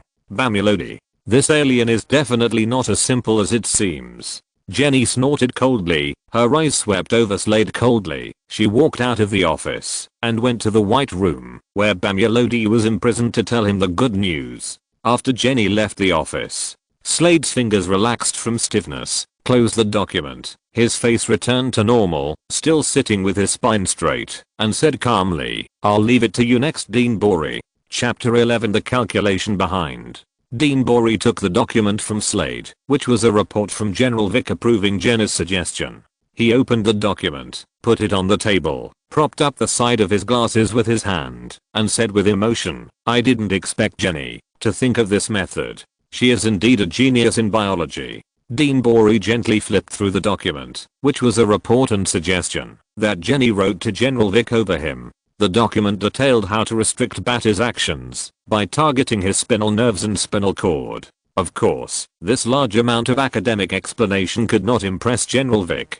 Dean Borey knew that General Vic was a person who only wanted to achieve his goals, and the process was not important. This kind of academic explanation could not impress him at all. For him, as long as Badi was not dead and was still being studied here, it was enough for you to come up with results, and he would simply understand the rest. As for the trivial matter of cutting Badi's tendons, he didn't care at all. What General Vic cared about was whether Badi's body could be used to create something useful for him. But the following documents were enough to impress General Vic. In the document report, Jenny proposed to research a semi-finished drug that can promote the speed of human nerve reception. Although it can only temporarily increase by about 1.5 times, under long-term use, the body is likely to adapt to this high-speed nerve reflex. In simple terms, your body reflex speed and reaction ability will be 1.5 times faster than that of ordinary people. The reaction time of people who have not engaged in special training is usually between 0.2 and 0.3 seconds, and a well-trained athlete can only reach 0.1 to 0.2 seconds. By taking this drug developed by Jenny for a long time, people who have not engaged in special training can also reach the level of well-trained athletes. This is a great bonus for soldiers. At the end of the report, Jenny also wrote that she and Badi were in love. Under her persuasion, Badi was willing to share and teach scientific and technological knowledge and study biological genes with her, and guaranteed that Badi had no ability to act. With Badi's guidance and answering questions, whether it was technology or biological genes, it should be possible to get results more quickly. General Vic only focused on 3 points. Jenny's research results. The alien has no ability to move, but is still alive and valuable, and this value is infinite. Not only the value of his own body, but also the value of the knowledge in his head. The alien is willing to contribute technology and study biological genes. As for Jenna's one-sided love, it was ignored by General Vic. General Vic readily approved it, and then passed it to Slade. That's right. In fact, the first person who passed it to Slade after General Vic approved it was Colonel Slade, the defense deployer of the Underground Base Research Institute and his confidant. Colonel Slade, I'm sorry for my previous misunderstanding of you. I thought you were an executioner who only knew how to kill people, but I didn't expect you to be good at acting. My student is too stupid. Dean Bori sighed apologetically. Jenny undoubtedly has achievements in biology and other fields related to biology that surpass the current human beings. In comparison, communication with people seems to be very insufficient. Dean Bori, I'm not kidding. Are you heartbroken about your students? Slade's tall body sat upright, his eyes fixed with a solemn atmosphere, which brought a sense of oppression to Dean Bori. The air seemed to be heavy. His stern eyes were too sharp and stern, so that the atmosphere in the office was a bit tense. If an ordinary person faced him, he would be frightened and gasp. Of course I don't feel sorry for her. Jenny has been too close to the aliens recently, which has affected the research on alien genes, and delayed many of the tasks assigned by General Vic. It must be a strong mental shock for her to personally paralyze the aliens forever. Dean Bori paused here, then smiled as if sighing, and said, by then, I'm sure she will study the aliens' bodies like crazy, and try to create biological gene enhancements and drugs that she can create with her genius, in order to make the aliens she likes stand up. I'm already looking forward to that day. Her talent is indeed amazing. And the paralyzed alien will be willing to cooperate with our work for Jenny's future. We can take out the technology of the next few hundred years from his head. It's really exciting to think about it. I thought that I could use Jenny to develop feelings for the alien and then extract the knowledge from his head, which would be enough to utilize them to the extreme. I didn't expect that you, Colonel Slade, would turn around and ask Jenny to paralyze him forever, causing them to continue to dedicate themselves to us in guilt. For the sake of each other, they will surely make great contributions to General Vic as Colonel Slade expected. It really kills two birds with one stone. It restrains the psychology of the two and makes them full of motivation. Colonel Slade, I admire your wisdom. Old man Dean Bori closed the document in front of him and exclaimed. Slade was unmoved and said, I don't care how Dr. Jenny and the aliens can help your research. My mission is to keep the alien alive. He needs to be controlled. Dean Bori smiled indifferently and said, Colonel Slade, you are too nervous. The alien has never escaped our captivity. We have always controlled him, whether it is mental or physical captivity. Dean Bori, you need to pay more attention and make sure that the alien can be 100% paralyzed. Otherwise I will still stop Dr. Jenny's proposal. Slade reminded him again. His voice was very serious. This was not a joke, but he really wanted Badi to be paralyzed, a paralysis that would never get up. He believed in his intuition and a sense of touch that had helped him avoid danger on the battlefield and survive until now. Bamuluodi. This alien is very dangerous. Not only is it dangerous because of its own power that exceeds that of humans, but perhaps in this situation, it can still be in the mood to fall in love with Jenny. In the hair that droops down, it can still smile, showing a sense of danger that is full of confidence in the future. Slade can feel it faintly.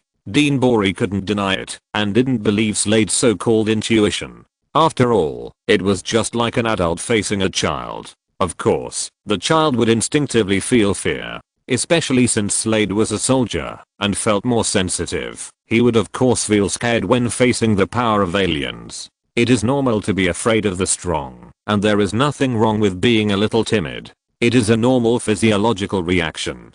Dean Bori guessed in his heart that Slade was too sensitive. I will adjust the frequency of the magnetic field pulse radio frequency myself. Let Jenny start it. Paralyze the alien in the wheelchair and make a contribution to us. There will be no accidents. Colonel Slade.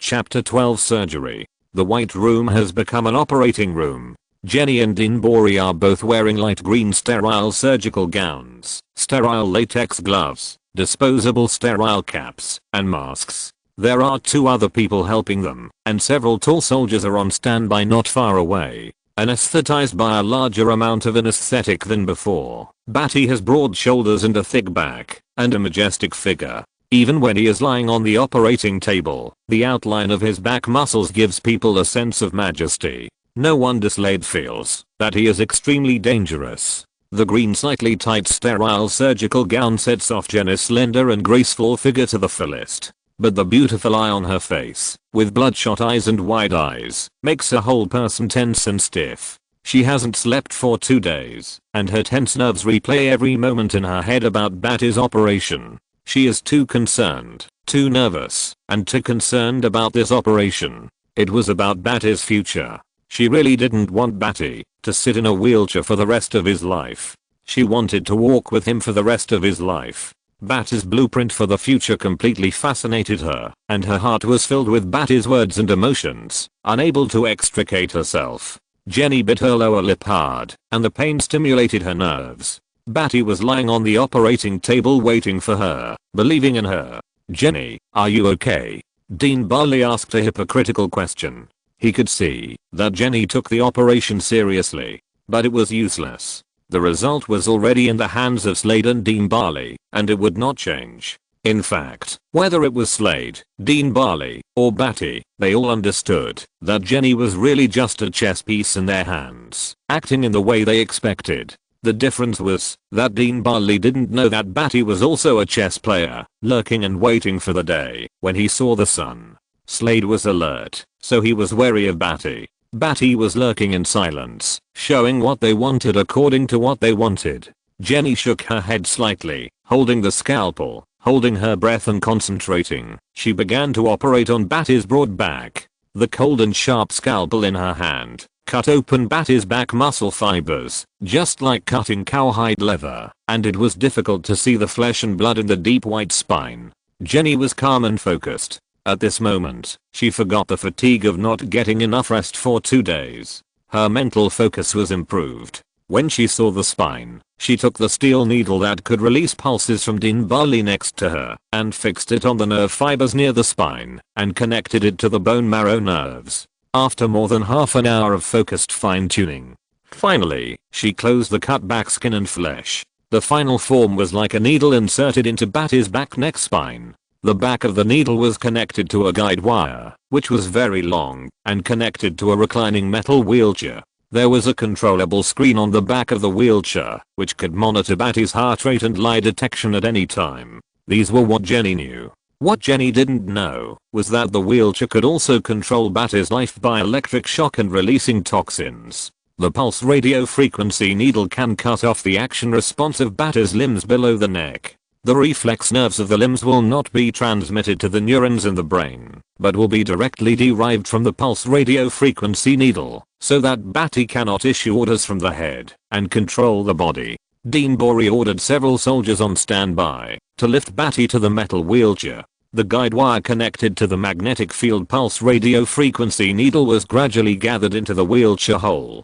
Badi lay down on the back seat of the wheelchair. Metal rings appeared from the wheelchair to imprison his legs, waist, and wrists. Jenny's forehead was covered with fine sweat. She took off her mask and looked at Badi's resolute and bright face full of manliness. She couldn't help but exhale and smile warmly. Most of the completion was completed. The rest was to wait for Badi to wake up and turn on the pulse radio frequency to block the pulse information. On the contrary, that time was the most critical. She needed to adjust it carefully. It couldn't be too big or too small. She had already measured it with an instrument, but she was still afraid that, if she was not careful, Badi would be permanently paralyzed and unable to recover. She turned around and walked behind the wheelchair. She clicked the control keyboard on the back of the wheelchair with her slender hands and finally checked the settings of the pulsed radio frequency. So she did all this by herself. She knew Badi's body in detail. This kind of surgery and operation was considered difficult, but it was not difficult for her to complete.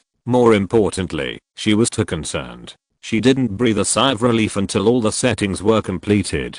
Her legs were sore and weak, and her internal organs seemed to be hollowed out. She looked tired. She supported herself on the wheelchair with her fingers, and looked at Badi's face carefully, thinking of the story of the deep knife scar, his past, and her hope for her future.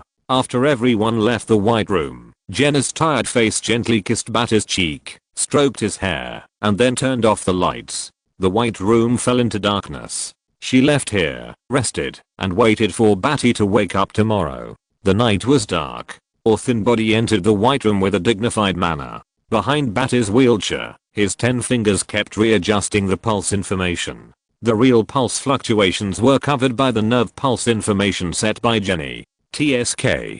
The voice full of disdain seemed to snort casually, and his footsteps gradually moved away from the white room. Badi's eyelids seemed to tremble, and then sank again. The next day, Badi's eyelids trembled, and he slowly opened his eyes. The sequelae of a large amount of anesthetics made it difficult for him to move and react, but he could still feel that his body still existed. Feeling that he was lying in a wheelchair, the back of his neck seemed to be cold like a needle inserted into his spine. Badi's heart was calm. He knew that from now on, this wheelchair could detect his heartbeat and test his lies, so he needed to be more careful in the future. But at the same time, Badi also knew that he had the opportunity to act. He was no longer imprisoned in the white room forever. This step was a leap forward journey, although his freedom and actions were all driven by others from behind with electricity. Seeing Badi wake up, Jenny, who had been waiting for a long time, smiled. "You're awake." Badi smiled back, but before he could speak, Slade, who was standing beside him in military uniform, said coldly, "Let's start. The anesthetic is about to lose its effect." There were soldiers standing with guns behind him, and there were also soldiers deployed outside the door. The security was very strict. Dean Bori had checked everything and made sure that Badi could not move in this situation, but Slade was still on guard in his own way. Jenny ignored Slade. She hated this soldier who targeted Badi so much. She just felt that he was an ugly soldier who was trying to make people hate him. She didn't even want to answer him. Jenny held Badi's big hand tightly, her beautiful eyes filled with tenderness and worry, until Badi nodded gently, giving her great support and confidence. She ignored Slade's stern face, left Badi's hand, came to the back of the wheelchair, and started the pulse radio frequency blocking. Chapter 13 Fishing Nets. The wheelchair leaned back slightly, and Badi's head was against the metal backrest of the wheelchair. He could feel the cold metal texture on the back of his head, and the slight chill of the pulsed radio frequency needle in his spinal cord. As the anesthetic gradually dissipated from his body, he felt his body's reaction for the first time in nearly 10 months. However, this reaction was too weak. He could feel the touch of his hand holding the metal wheelchair handle, but he could not convey the command to act. Badi's eyes gently swept over Slade and Dean Bori beside him, and passed by the soldier holding a gun who could point the dark muzzle at him at any time. In the white environment, they looked particularly eye-catching. Badi breathed a sigh of relief in his heart. He had been calculating the conspiracy to use Jenny for so long, and Jenny lived up to his expectations, and came to this step according to his expected pace. Success. Even if he was really paralyzed this time, it didn't matter, because Badi originally planned to exchange real paralysis for a little freedom. In other words, only real paralysis could make them feel at ease. Badi was mentally prepared. After this, he could have some freedom. Although he was restricted from getting up from the wheelchair, he was able to partially understand the facilities of this underground base, the level of technology they were researching, and he could get more information from a glimpse of it. For Badi, this was like seeing the future. What he feared most was being imprisoned forever. With just a little freedom, Badi could expand their greed infinitely, and he could get an infinite opportunity to expand and be truly free. In addition to secretly feeling happy in his heart, he was also actively planning the next step in his mind, so that he could get access to the broken spaceship, which would be more useful. For example, the artificial intelligence on the spaceship was enough to give them a hard time. Maybe without the sun, Badi could destroy this base. But this was impossible for the time being, because they had not discovered that the key on the spaceship was artificial intelligence. This was the fact analyzed from the information from Jenny. For now, we should take it slow and take care of Jenny's emotions first. How could they give themselves a chance to stand up? It is the safest way to make themselves incapable of moving forever. In the final analysis, they just want the knowledge in their heads. Jenny was too naive to be blinded by love. I think once Jenny activates the pulsed radio frequency needle, I will be truly paralyzed and unable to move in an instant. At that time, the culprit who caused my lover to be paralyzed for life is her. I need to take care of Jenna's mood. Badi silently thought about how to take care of Jenna's desperate mood, especially the blow that caused his lover to become a useless person. Badi was not the only one who succeeded. Slade, Dean Bori, and even General Vic all succeeded in getting what they wanted. Slade wanted Badi to be truly paralyzed and unable to move, and as he expected, he successfully made Badi incapable of moving. Dean Bory wanted the knowledge in Badi's head. After Badi was paralyzed, he must help them, and he will successfully obtain the knowledge he wants in the future. General Vic also obtained the research results from Jenny. At first glance, it seemed that everything everyone wanted would be successfully realized. The connection between people is like the knots on a fishing net, connecting everything in a tangible way and spreading out. It is the entire underground base research institute. And Badi, using Jenny who failed to obtain anything, jumped out of the knot and became the one holding the fishing net. I'm starting. Badi, tell me if there is any reaction in time. Jenny's voice came from behind Badi, with tension and worry, her beautiful eyes staring at Badi's face. Even though she carefully checked the settings of the pulsed radio frequency needle output again and confirmed that there was no problem, she still couldn't help but worry and nervous. Yeah. Badi smiled calmly, giving her uneasy heart a shot of heart. Colonel Slade looked sternly and silently at Badi's calm smile. In his eyes, this smile seemed to be in the midst of all the strategizing, and he looked at the world with indifference. Doesn't this alien care about being paralyzed? He raised his eyebrows alertly. Suddenly, he had an idea that he might as well just shoot the alien to death, so as to avoid any trouble in the future. But he couldn't. Slade was just a dot on the fishing net, connected and restrained by other dots, and he couldn't really shoot Badi to death. Unless he wanted to give up his status as a colonel and be abandoned by General Vic. But how could he give up? He had paid a lot to become a colonel and General Vic's confidant. How could he let inexplicable vigilance destroy himself? Giving up at this moment would always be a regret in his life and a despair in his nightmares in the future. Jenny's heart trembled. She gritted her teeth and pressed her shaking fingers down, then held her breath and stared at Badi's reaction.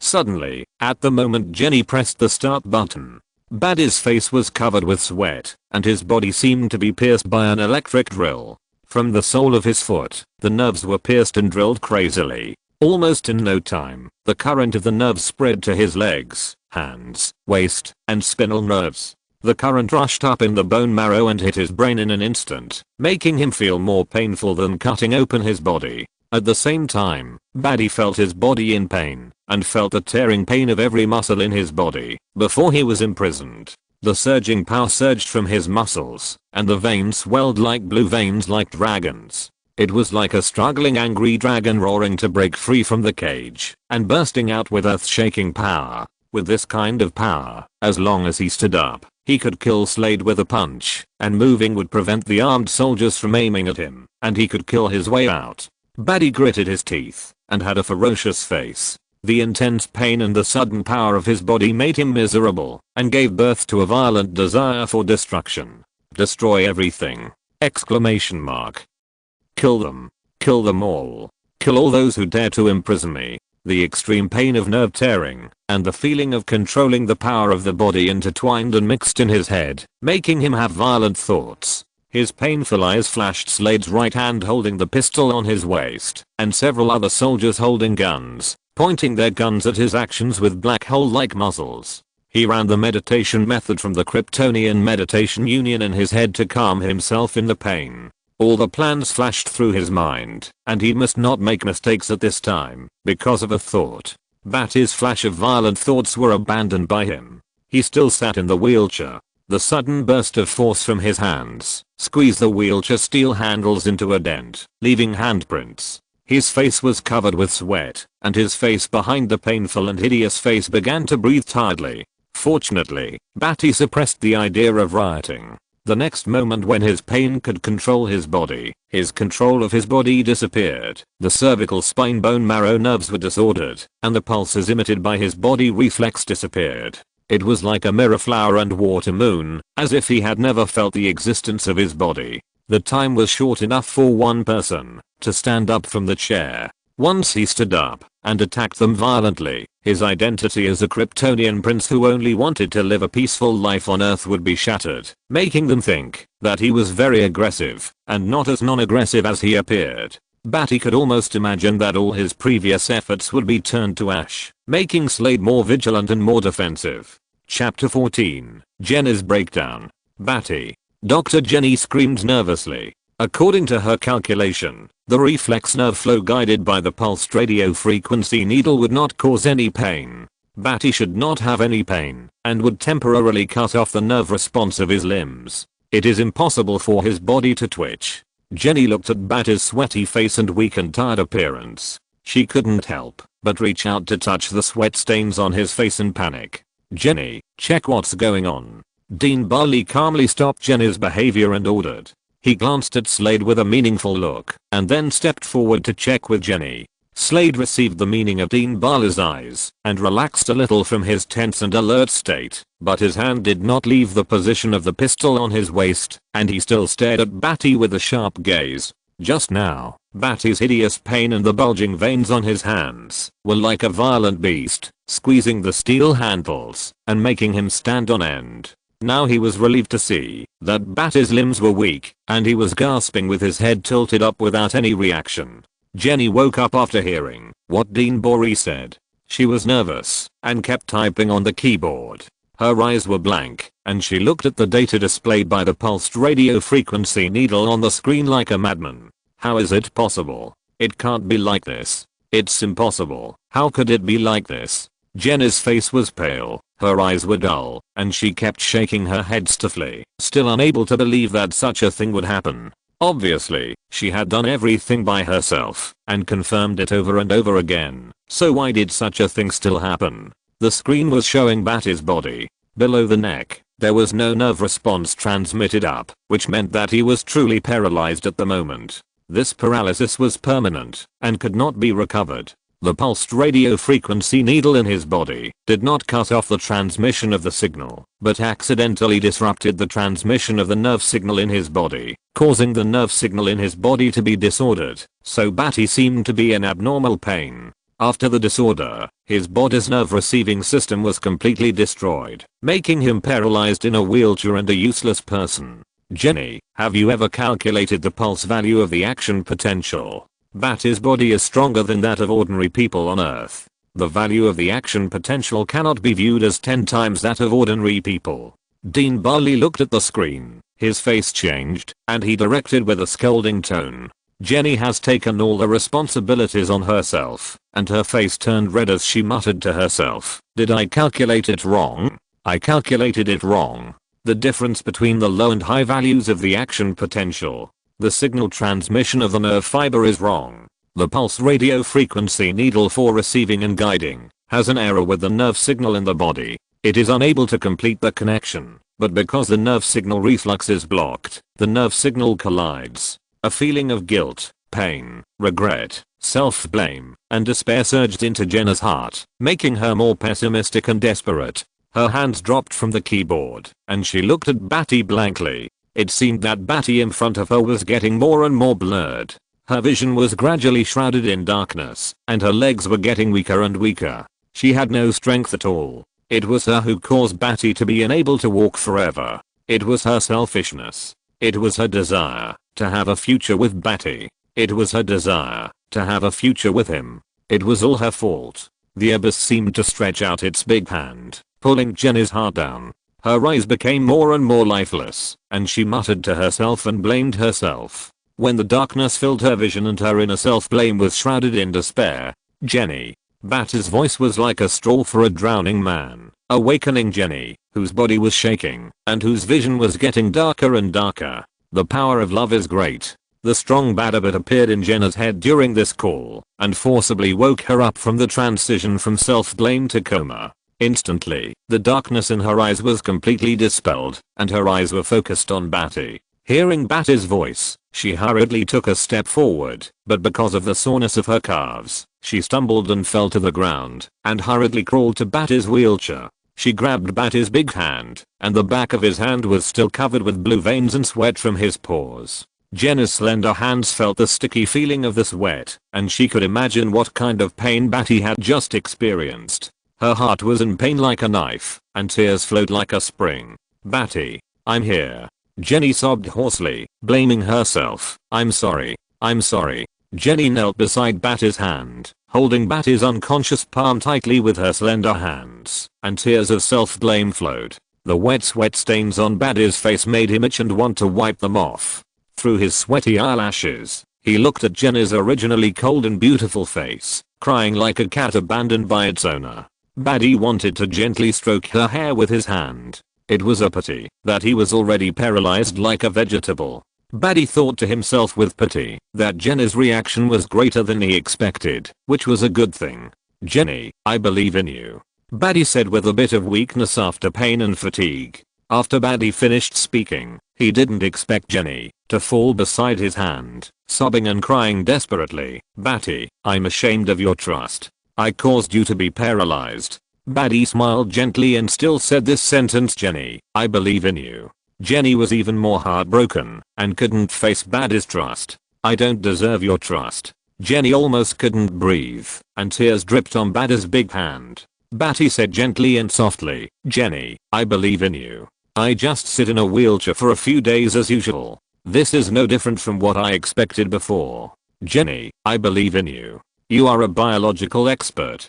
Sooner or later, you can find a way for me to move. I believe in you." The confidence you show in the face of biology is the real you. How could Badi let Jenny, who loved him, cry all the time?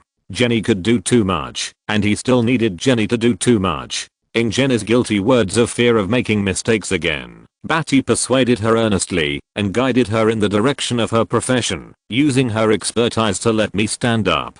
Jenny's crying gradually became less, and her choking was stopped by gritting her teeth. Her emotions were stabilized by Badi's comfort. She stood up from Badi's big hand and hugged his head between her breasts. Badi only felt the tip of his nose penetrate deeply into the fragrance between her soft breasts. She was tightly hugged by Jenny. She pursed her lips and kissed his hair deeply. "I will, Badi." Dean Bory and Slade, who were watching them, were very satisfied with Jenny and Badi's behavior. This scene was exactly what they had predicted. Of course, Badi was also very satisfied with their satisfaction. Everyone got what they wanted. Badi was paralyzed, contributed the scientific knowledge in his head. Jenny worked hard to study Badi. Everyone was very satisfied.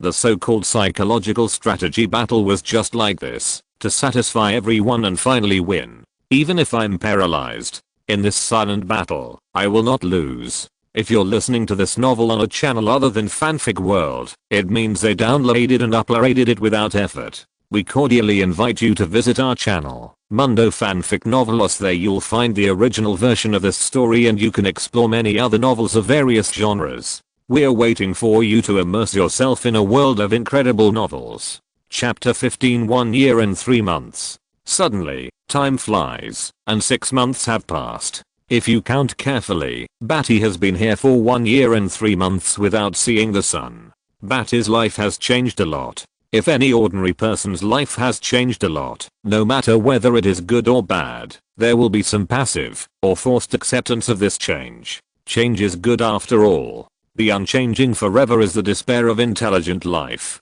Although it is just going out of the white room, passing through a steel corridor, and coming to a large room to study his broken spaceship or a few workshops, this is a happy change for Badi. However, this happy change cannot be shown. The pulse radio frequency needle behind his neck is still in his spinal bone marrow. It no longer has the function of cutting off the reflex information of the limbs, but it still has the effect of lie detection, electric shock, release of toxins, and control of him. The nerve reflex system of the limbs is different from the autonomic nervous system of the internal organs. Even if Badi has no limb reaction, they can still use the pulse radio frequency needle to detect his lie. The autonomic nervous system controls the physiological functions that are vital to life, such as heartbeat, breathing, digestion, blood pressure, metabolism, etc.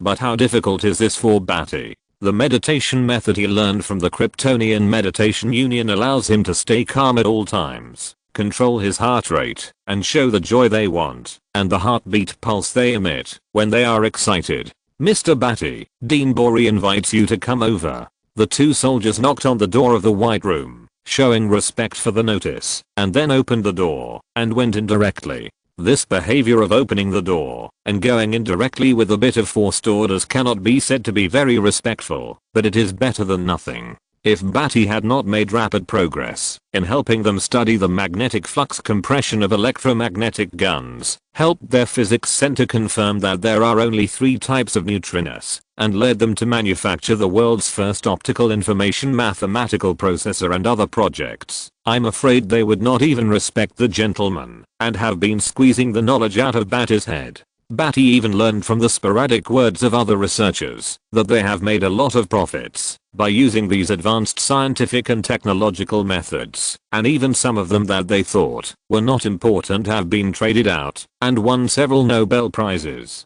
Badi just wanted to laugh secretly. He never gave a complete set of scientific and technological achievements, which was in line with his fake identity as a Kryptonian prince. Because once, Dean Bori was greedy and asked Badi to write down all the scientific and technological knowledge in his head so that they could study it. Badi was stunned on the spot. He was very greedy, but it was good. As a prince, you can't understand all the knowledge about science. That is the scope of scientists. If you ask Badi to say it, he really can't say any detailed knowledge. Even if he does, based on your opinions, it's still a mess. Have you detected the existence of photons? Do you know what superluminal transmission is?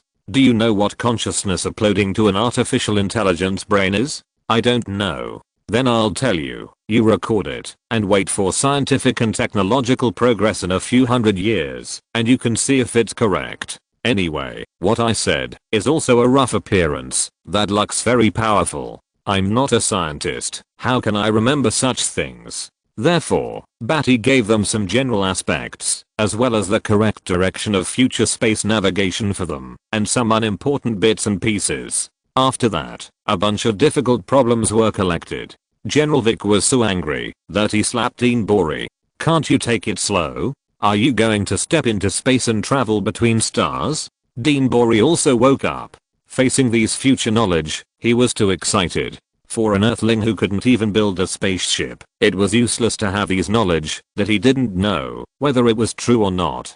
In the future, whenever there are any scientific and technological problems that need to be solved, they will look for Badi to answer them. Badi also answered many scientific problems and provided them with very correct ideas and directions. Badi is a scientific and technological consultant here. Badi smiled and nodded to the soldier. Okay, thank you. He showed a gentle and harmless attitude.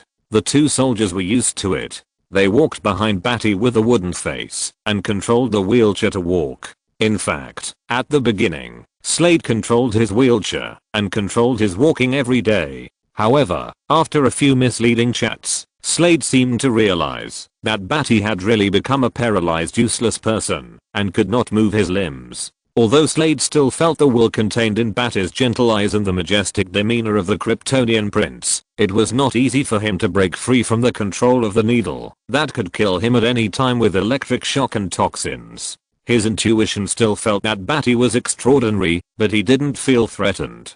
After all, no matter how strong Badi was, he was still a useless person paralyzed in a wheelchair. Therefore, except for controlling Badi's wheelchair in the first few weeks, he directly handed it over to the soldiers. The rest of the time, he just confirmed Badi's presence in the underground base every day and didn't pay much attention to it. This made Badi secretly relieved. The only thing that made him feel a little troubled in the entire underground base was Colonel Slade. He always felt that he was targeted by Colonel Slade everywhere, as if everything he did was acting. But Badi's acting was indeed flawless, and gradually Slade reduced the danger to him. The soldier took him to the room where he studied the Kryptonian spaceship he was riding. Badi seldom came to this research room. They seemed to want Badi not to touch his spaceship. Dean Bori had been waiting for a long time. He came over and took control of the wheelchair from the soldier with a thin and smiling face. Mr. Badi, we called you here this time to ask you to provide us with some knowledge about the virtual imaging technology on your spaceship. Dean Bori said politely. After Badi's honest contribution to them for several months, he no longer thought that Badi could have any other thoughts. In his mind, Badi could only honestly contribute his knowledge and let it go naturally. He and Jenny would form a pair in the future and live in this underground base forever. Do you want to use the interference and diffraction principles of virtual imaging to project and record three-dimensional radar scanning scenes, or do you want to use the interference principle to interfere with the enemy's satellites? Badi smiled. He had a much better relationship with Dean Bori. They could chat for a few words most of the time. He was not as cold and offensive as Slade. Dean Bori was obviously guessed at what he was thinking, and said directly, all of them, but your spaceship is too damaged, and we can't get any information about it. I can't help you with this aspect. I have only used this kind of thing before, and the information I can provide is relatively small. The information involved is not a small number, at least it needs artificial intelligence to be truly used.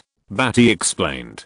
Dean Bori nodded in agreement, and then he took out a key of the Kryptonian spaceship from the pocket of his white coat. It was the key in the Superman movie, with an S mark engraved on it, a long cylinder, used to open the spaceship function, except for the back without any mark. The shape is the same as in the Superman movie, and it is also the artificial intelligence of Badi's spaceship. Excuse me, Mr. Badi, what is this? Dean Bori's eyes flashed. Chapter 16 Dean Bali's Greed.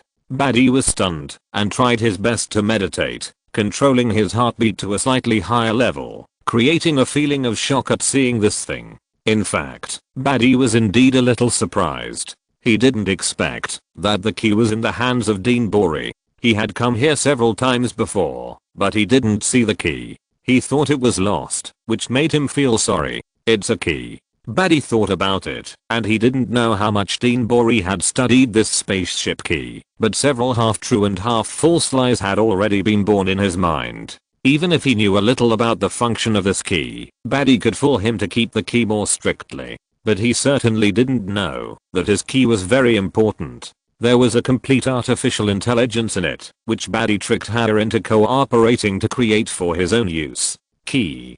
Dean Bori obviously didn't expect that such a cylinder several centimeters long would be a key. He thought it would be a seal. I wonder how much Dean Bori has studied about this key. Badi smiled, thinking that he could use this to catch Dean Bori's weakness and advance his plan. In this space, everyone has some weaknesses that can be exploited. Dean Bori is a greedy and slightly vain guy. He wants to take what he wants, even at the expense of others. He is very greedy and indifferent to other people's lives. Slade is obviously a good soldier. His keen sense of touch makes him extremely cautious, even overly cautious. Badi thinks he is the most difficult person here. General Vic is a very ambitious person. Since Badi was paralyzed, he has only seen him come to the underground base 2 or 3 times to promise him that he can be truly free after making certain contributions. Badi is happy to contribute to him, which makes him very satisfied. Dean Bali remained silent, changing the subject while hula hooping, and answered with a smile. I have come to some conclusions, so I came to ask Mr. Badi. Badi said, Dean Bali, you don't have to frame me. You can't research anything with this key. Let me tell you, this key is the source of disasters on Krypton. Dean Bali raised his eyebrows, as if he was about to hear Badi's conspiracy behind Krypton. Badi's face showed a hint of sarcasm, looking at the key with disgust, and then looking at Dean Bali with an inexplicable meaning, and whispered, at the same time, it is the key to open the treasure of the Krypton royal family. The treasure of the royal family? Dean Bali's eyebrows jumped wildly. A planet with a long history that can travel in the stars. The treasures collected. What would be collected there? This is simply unimaginable for Dean Bali. Badi fell into a look of reminiscence. His pupils slightly drifted upwards, and his delicate expression was impeccable. Let me tell you. Badi just made an expression to speak. Dean Bori coughed and controlled Badi's wheelchair to leave the laboratory. We will talk while we walk. Badi was speechless. Dean Bori seemed very greedy. Very good. Badi felt that his expression was in vain. It was obvious that Dean Bori did not have Slade's sharp intuition and observation to observe him. However, Badi still subconsciously wanted to perform everything well. When they arrived at a special laboratory of Dean Bori, the old man Dean Bori was bright and his eyes were shining. He held the key and asked, what's the matter with the treasure? Badi sighed helplessly, felt pity for the heavens, and slowly said, Dean Bori, you know it. I have said before that the reason for the explosion of Krypton was because many forces fought for power and overused the core energy of Krypton, which led to the instability of the planet and caused a big explosion. Dean Bori nodded. He had heard Badi talk about a lot of things and history on Krypton. I'm sorry, Doctor.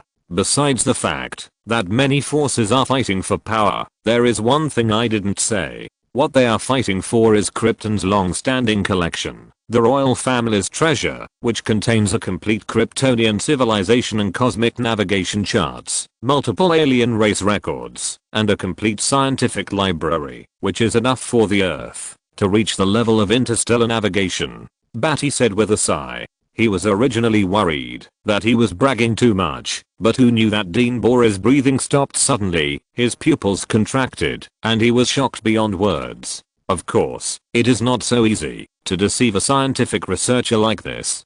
Dean Bori immediately doubted. Are you telling the truth? The doubtful words were also filled with surprise and shock. I can't lie to you, Badi said lightly, meaning that there was a needle in his back to detect lies. Believe it or not, I'm lying to you. Dean Bori jumped up and looked at the screen behind him. He did not look like he was lying, but he still shook his head. This is impossible. How could such a thing happen? If such a thing happened, how could you say it? Young man, you can't fool me. Dean Bori showed his old calmness, but his mind was full of thoughts. According to such a civilization capable of interstellar navigation, it is very likely to preserve its own civilization seeds, culture, and technology. Whether you believe it or not has nothing to do with me. I suggest you keep this key as a family heirloom. Anyway, the treasure has exploded, Badi said lightly without caring about the key. The treasure house has exploded. Disappeared. No wonder this alien doesn't care about such an important key at all. Dean Bori was half disappointed. A subtle thought flashed through his mind, and he waved the key in front of Badi. Don't you need it? Badi said self-deprecatingly. Why do I need it? Do you think the Krypton treasure will fly to Earth? Dean Bali was slightly relieved, and felt a little regretful. His eyes flickered slightly. Then I will keep this key first. He felt quite sorry. A key to a treasure house. An interstellar planet treasure house. It's a pity that it was destroyed. However, although the treasure house is gone, this key was made by an interstellar race and still has great research value. The faintly cold metal material alone is worth collecting. Maybe some high-tech applications can be analyzed from it. Since he came into the underground base research institute, he has regarded this key as an ornament and collected it out of curiosity. While working, his fingers kept turning and rotating. The cool metal with a unique texture was against his fingers, which made him feel very comfortable. Therefore, this ornament was not included in the research plan, and General Vic ignored it.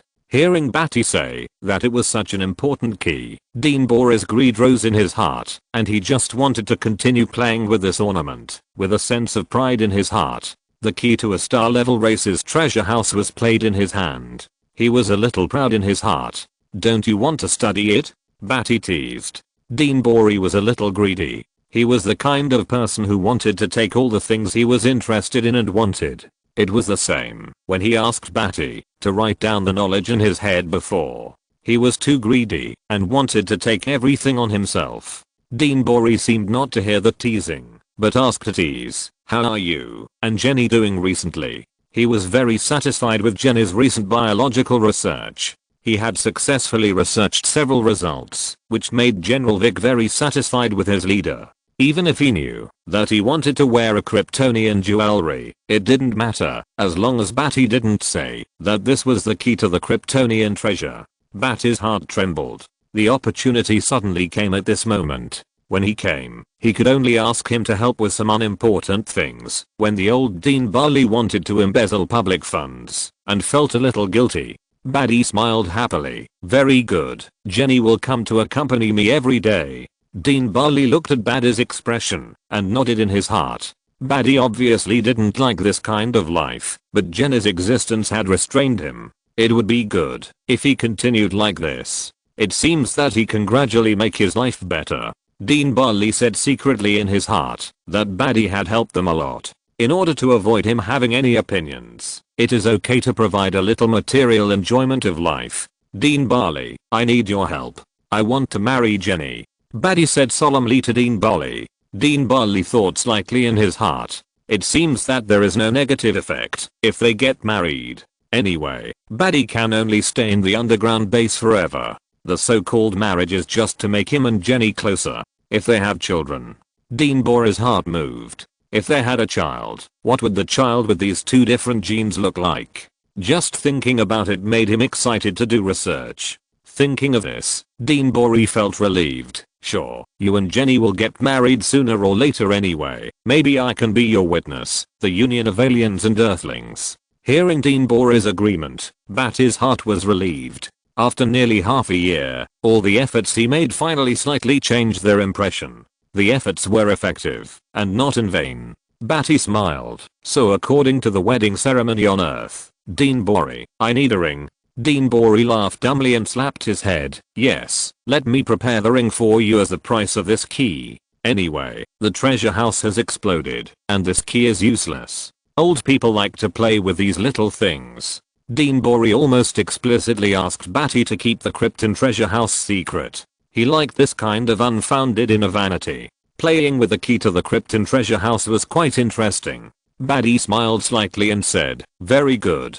Chapter 17. Sunshine tomorrow. After taking a crucial step forward, Badi pondered in his heart. His friendship with Dean Barley would allow him to help him with some convenient things. He would even need Dean Barley to say a few good words to Slade, or to hold Slade back. This was all crucial. In the Kryptonian culture constructed by Badi, to become a couple, they must bask in the sun, bathe in the sun, to wash away their past, and then start a life of two people who are committed to each other. This kind of belief, like religious culture, is an indispensable process. It is also the easiest part for them to believe, because religious beliefs are the most intolerant of insults. In the West, which respects personal freedom of belief, there is no doubt that this set is flawless. Badi is cautious to the millimeter. Every word and action is confusing, representing the purpose of getting himself in the sun. For so long, Badi has been intentionally or unintentionally instilling this normal culture on Krypton in them, just to get some sun, before proposing to Jenny. All this seems to be for Jenny, for love. We need to avoid Colonel Slade as much as possible. Badi said to himself. Even if Slade had relaxed his vigilance, he would not allow Jenny to take him to the underground base to bask in the sun.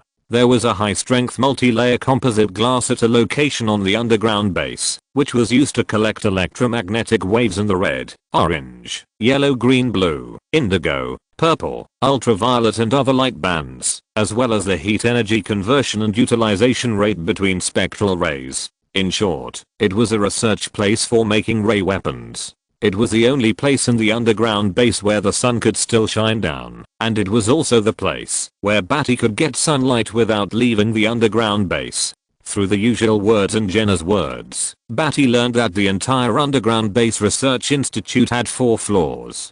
The place where he was imprisoned was the -4th floor, the most secure floor at the bottom. Badi was taken to the 3rd floor by Slade at most twice to conduct the leading research on neutrinos. In the limited 2 times, he remembered the passage methods of the -4th floor and the -3rd floor, the pupil personnel who needed to be verified, and some vigilant guards. The only ones who could pass through the -1st floor and the -4th floor without any obstruction were Jenny, old Dean Barley, and Slade. He closed his eyes, his head leaning against the cold wheelchair. The pulsed radio frequency needle still pierced his spinal cord deeply and coldly, very cold. Suddenly, a pair of slender white hands reached out from behind him, gently rubbing his temples, and the cold voice turned into a distressed voice. Are you very tired? Badi opened his eyes flashed with warmth, feeling the soft massage of the slender hands on his temples, and said, no, I'm waiting for you. Jenny knew that he didn't need to massage his temples, so she walked from behind to the wheelchair, pushed Badi's hands away from the handles, let his hands hang down, and then she sat directly on Badi's thighs to enjoy the warm moment. The two were talking sweetly, and Jenny was particularly passionate today, as if she wanted to melt Badi. In his affectionate words, Badi often inadvertently explored her achievements and the information of the entire underground base. Little by little, Badi had a clear understanding of the entire underground base. But what Jenny said today made him particularly shocked. Your cells are a bit strange. They produce subtle changes under infrared light. Do cells change because of light or heat?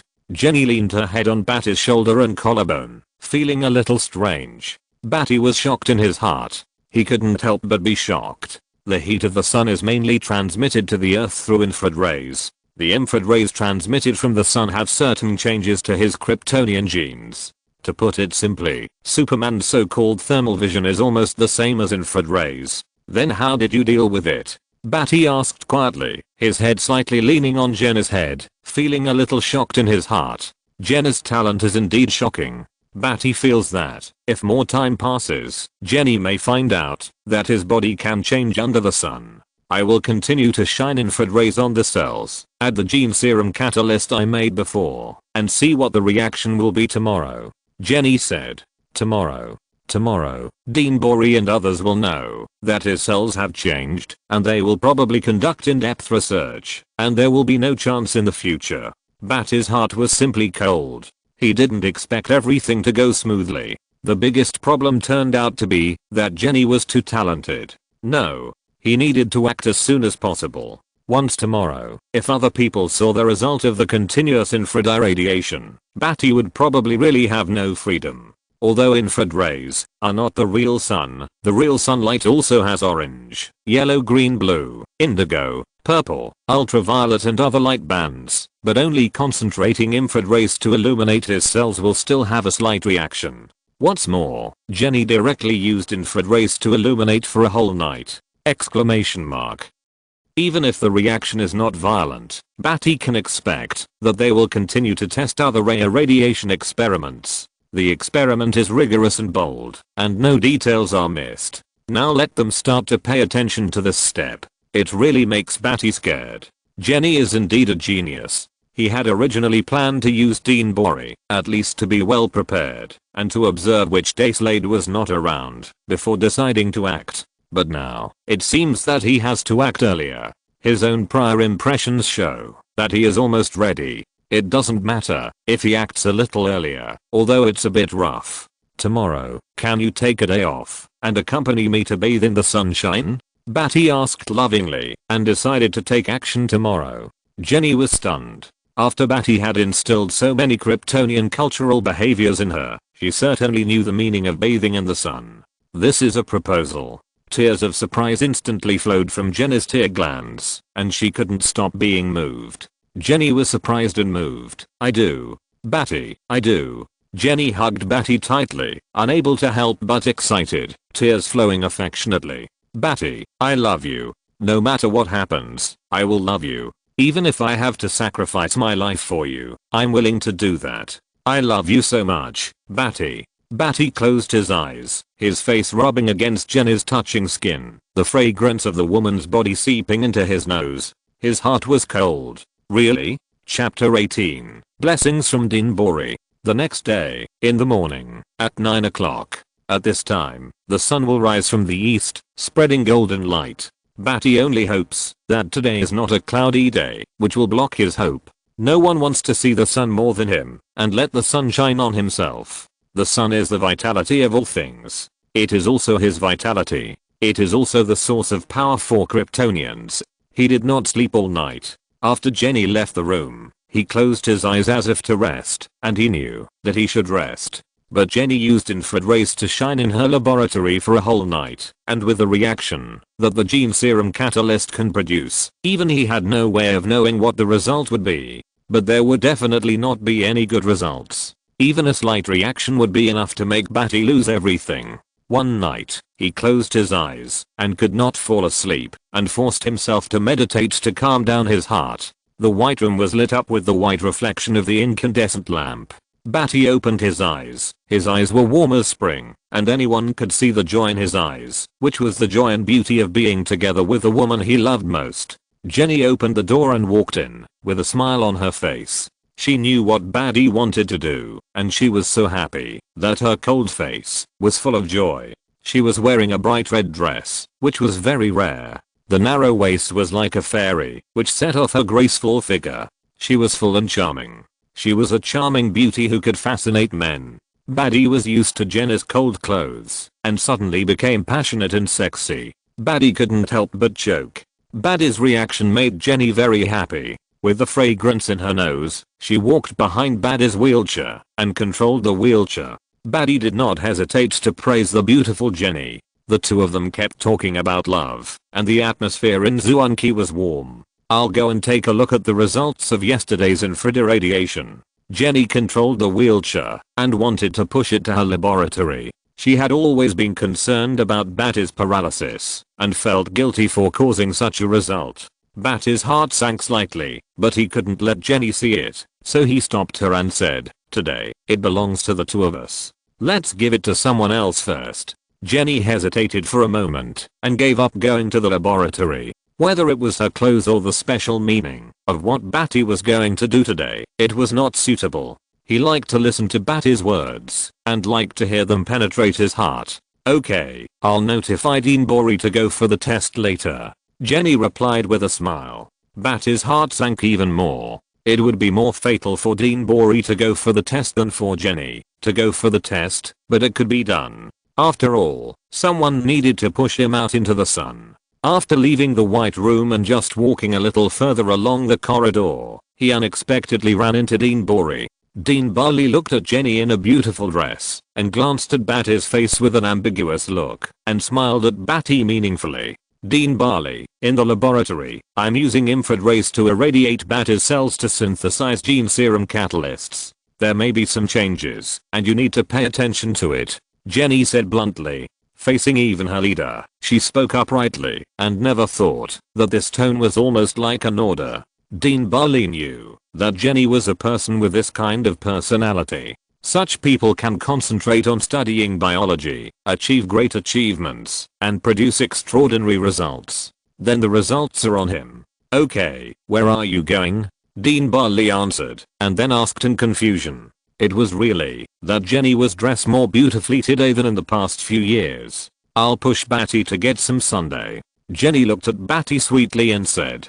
Dean Bali was a little stunned. The only place where you can get some sun in the underground base is the light transmitting glass on the first floor. Badi's actions have been intentionally or unintentionally prohibited by them below the negative fourth floor to avoid accidents. Even when he went up to the negative third floor, Slade was wary of his companions and was reluctant to let Badi leave the negative fourth floor. Now, let alone going over the negative second floor and directly reaching the first floor, this might not be a good idea. Dean Bali was a little worried, but he glanced at Badi paralyzed in a wheelchair, and the ground above the negative first floor was a military base, with military patrols and soldiers with guns sealed, so it was difficult for flies to fly in, let alone wanting to get out of the underground research institute. Badi's eyes moved slightly, knowing that Dean Bali was a little worried. "Dean Bali, I don't know what you promised me yesterday." Badi's smile was a bit meaningful, but harmless, just jokingly asking about what he had promised. Dean Bali suddenly realized something, and immediately his worries disappeared from his head. He took out a small red box from the pocket of his white coat and put it on Badi's thigh. "I didn't forget, it's here. The underground base is well guarded, and even flies can't fly into the ground military base. He is also paralyzed in a wheelchair, and there is no way he can escape or cause any disturbance to the underground base. So it's okay to fulfill a little bit of good intentions." It's not a threat, it's not a plea, but just a subtle grasp of Dean Bali's psychology. Badi hinted at keeping it secret with the unfounded treasure key, and he would also fulfill some non-dangerous behavior for Badi. This is not a transaction, but just a little bit of friendly and subtle mutual help. When a person is hesitant to refuse, you ask him to do something he agreed to before, then he will subconsciously turn his current hesitation into agreement. Of course, this hesitant thought should not be too intense, and it will also lead to conscious agreement. Because there is no danger, and it is still a little help, why not do it? Dean Bali is like this now. Bless you. Dean Bali congratulated, knowing that Badi was about to perform a religious ceremony like sunbathing on Krypton. He did not stop him, because it was just sunbathing. "Can you tell me what's there to stop sunbathing from?" "Thank you." Badi smiled and thanked him, sincerely, more sincerely than ever before. Jenny looked at the red box Tears welled up in her eyes with surprise, and she was so sweet that she wanted to merge with Badi's body. She loved him too much. Dean Barley said goodbye to them and went straight to Jenny's laboratory to process Badi's cells under infrared light for Jenny. Badi was a little impatient in his heart, but he had to suppress it. He didn't know what Dean Barley would think when he saw that strange reaction. Even Badi himself didn't know what kind of reaction he would have. He just hoped that this unexpected situation would make them not think too much that they could actually strengthen themselves by sunbathing. Jenny was full of joy and controlled the wheelchair and drove towards the elevator. There were stairs and elevators in the underground base, divided into two poles, and it was impossible for Badi to use the stairs. There were armed guards at several passages, and even soldiers guarding the elevator door. Jenny's rank was enough to take him to the underground first floor. As long as she didn't go out to the ground, she had the right to go up and down in the underground base. Although her clothes were eye-catching, and she was in a wheelchair, after a few routine inquiries, the soldiers finally let her go, intending to let Jenny take Badi to the underground first floor, to bask in the sun. The elevator landed heavily from the ground to the underground fourth floor, but the elevator door opened, and the person who came out made Badi feel depressed. "Where are you going?" Slade strode out of the elevator and blocked the two of them. His eyes swept over Jenna's beautiful and bright figure like an eagle, and his eyes glanced at Badi. Chapter 19 Faith in the Sun. Underground base. Elevator. The atmosphere seemed to freeze as Colonel Slade stepped out of the elevator, blocking the direction of Badi's wheelchair. "Where are you going?" Slade strode out of the elevator and blocked the two people. His eyes swept over Jenna's beautiful and bright figure like an eagle, and his eyes glanced at Badi. Glance. This kind of sight originally means to glance down obliquely, and Slade's eyes were like this, looking down at Badi from a high position. Although he still felt a little uneasy about the paralyzed person, he no longer felt threatened or uneasy. Badi seemed to have a cluster of anger rising from his heart through his throat, but he suppressed it. If it weren't for the unfortunate explosion of the spaceship and crashing here, no one would look at him with such a look. So contemptuous, and without the slightest respect for him. No matter how much knowledge Badi had put in the underground base, Slade would never respect a prisoner like Dean Barley. This made Badi very angry. Slade was more difficult to deal with than anyone else. Of course, what Badi wanted was not his respect, but Slade had stopped him too many times. If he hadn't existed, Badi would have been able to bask in the sun long ago. Badi suppressed his anger deeply, not showing it in any way, including the blood flow in his heart, his pulse, and even his brain waves just now. Jenna's happy face sank. She stepped out from behind the wheelchair and shouted coldly, "Slade, I push Badi to the negative first floor, to bask in the sun. Do you have any objection?" She hated Slade very much. Slade always had a discriminatory look on Badi, which made her annoyed and disgusted with this colonel. Slade's tall and strong body, wearing a military uniform, was like a stone pillar blocking the elevator entrance. He said in a deep voice, "As the security director of the underground base, I have the right to restrict the actions of this alien. He may still be dangerous. I will not allow him to leave the negative fourth floor," Colonel Slade said firmly. He had read the files in which Badi talked about the various cultures and customs of Krypton, and he also knew why Jenny was wearing an unusually beautiful dress and walked under the sun. But he had no reason to fulfill any pre-wedding ceremony. He was the security director and was only responsible for safety. Jenny's body trembled, her cold and beautiful face turned red with anger, and she pointed her finger at Slade with gritted teeth. She really wanted to take off her high heels and nail him in the face with her pointed heels. "Jenny, you leave first and look at the experiment with Dean Barley. I will talk to Colonel Slade," Badi said gently. Jenny listened to Badi very much. She stomped her high heels in dissatisfaction, glared at Slade fiercely, and snorted heavily. She turned around and left this place to find Dean Barley. She didn't believe that she and Dean Barley would not be able to get Badi to go up to bask in the sun. Otherwise, she could report to General Vic. It was just marrying Badi.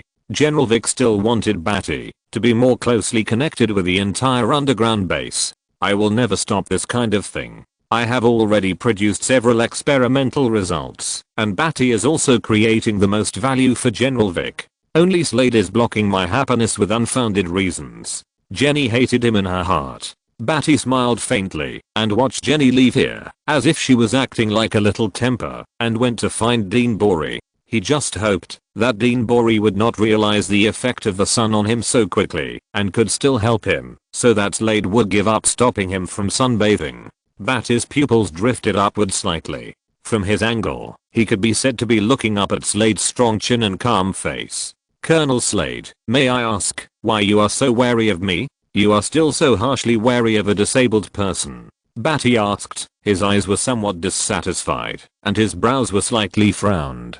Slade looked down, looking down at Badi's eyes. Slade's sight was like a gun that was loaded, with the safety off, and his finger on the trigger, like a leopard ready to go, with the momentum to burst out at any time. Bamulodi, you are dangerous. My intuition tells me that you are dangerous. Slade used to you are dangerous, and he really thought that Badi was dangerous. If Badi had not been paralyzed in a wheelchair and unable to move, Slade would have taken the initiative and used any means to capture or kill him.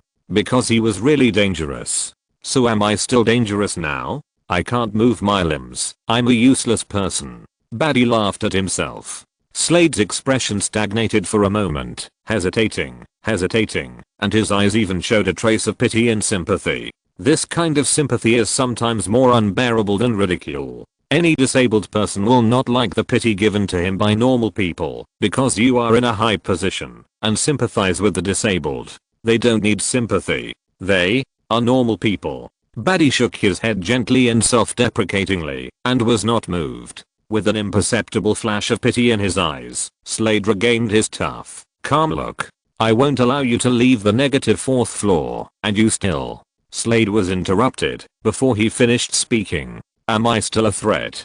Badi's self-deprecating expression disappeared, and he said in a deep voice. Slade remained silent, and that look was considered to agree with Badi's words. His limbs couldn't move, so what kind of threat could he still have? Colonel Slade, I finally understand why you are so afraid of me and wary of me, Badi said, his tone gradually rising.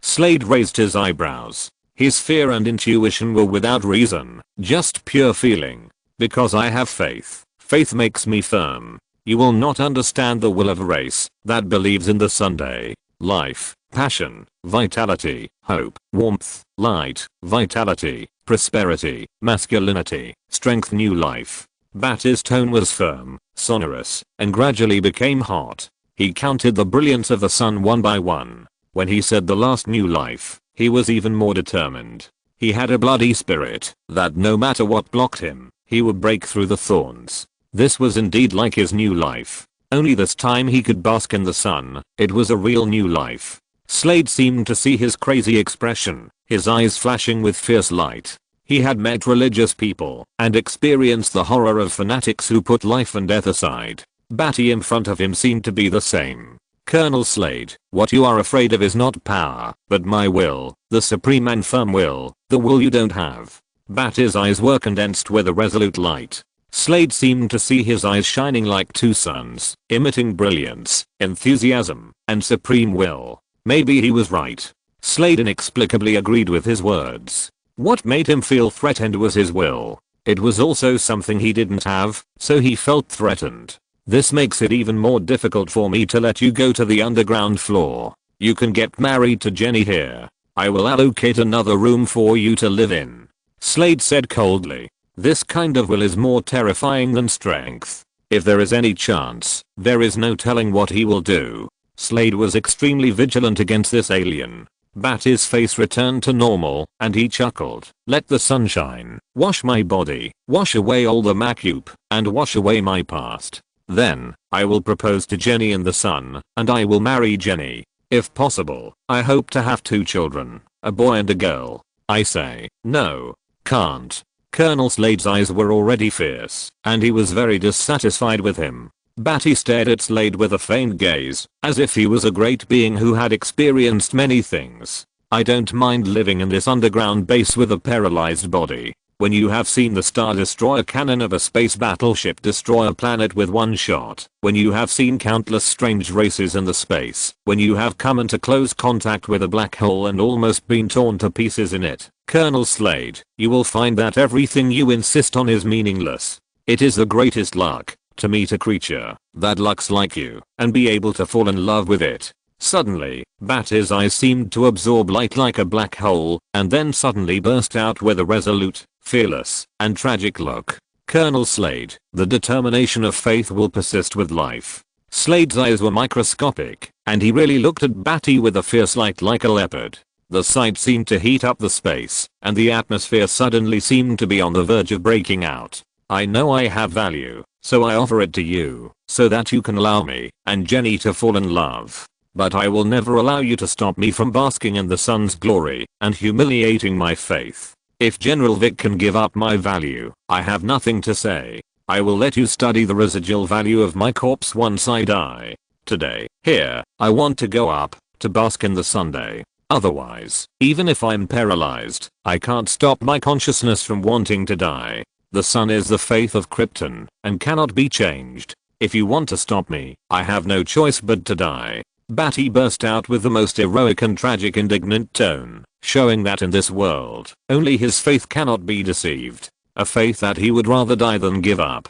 Think of the words, to report to General Vic how you forced to death an alien who can lead you into the interstellar age. Slade's face was as hen, and his eyes were fierce. Are you threatening me? He never thought that he would be threatened by a prisoner with his own value. In the past 6 months, Badi has undoubtedly demonstrated his great value, which no one can ignore. A broad road leading directly to the interstellar space was in his head. After Jenna's continuous research on the results of biological genes, Slade almost knew it. Badi's importance in this underground base was incomparably important. What's more, he just wanted to bask in the sun. His own importance and his faith basking in the sun. No matter who it was, they would know who was more important. It was just basking in the sun. If Slade stopped this kind of thing and reported it to General Vic with some intuition, no matter who it was, he would be scolded. Slade couldn't hold back any words to stop it this time. Because even if it was reported to General Vic would definitely ask him to pay more attention and let him sunbathe to his heart's content. For a paralyzed person, it was extremely reasonable for his religious beliefs to bask in the sun. Stopping him was stupid. Slade. Rapid footsteps came from behind Badi. Jenny and Dean Bory ran to Slade with excitement, knowing that Slade was stopping Badi from basking in the sun. Dean Barley held Slade's arm tightly with his hand, took a few breaths, and then said to Badi and Jenny with an excited look, "You go up to the negative first floor." Slade still wanted to stop him, but was stopped by Dean Barley. "Let them go, it's just a sunbathing." Dean Barley then said excitedly, "It's successful, Slade. The genetic serum that General Vic wanted has been successful." Slade's body was shocked, his pupils widened, and he didn't care about Badi's sunbathing. After all, it was just a religious belief. Would sunbathing turn him into a powerful monster that shoots rays from his eyes, spits out icy breath, and can fly? Obviously not. Obviously Slade would not have thought, and no one would have thought that Badi would really become a monster after sunbathing for a long time. "Jenny, you and Badi will come back after you finish your work. The experiment still needs you." Dean Barley winked and was in an extremely excited moment. Slade had no reason to stop him now, or to say, from the beginning to the end, he actually had no reason to stop him. After Badi made such a great contribution in this underground base laboratory, no one would be stingy with him to carry out this harmless religious belief. He stared at Badi's pupils, and Badi looked at him firmly and persistently like a devout believer. Badi was as firm as a rock, which was the performance of a firm believer. Slade's narrowed eyes flashed with fierceness, but he could not see anything. Considering that Badi was always a paralyzed person and had no way to move, the pulse radio frequency needle had always controlled his life, and because of the aliens, no human would help him. Slade finally agreed to let him go up, to bask in the sun.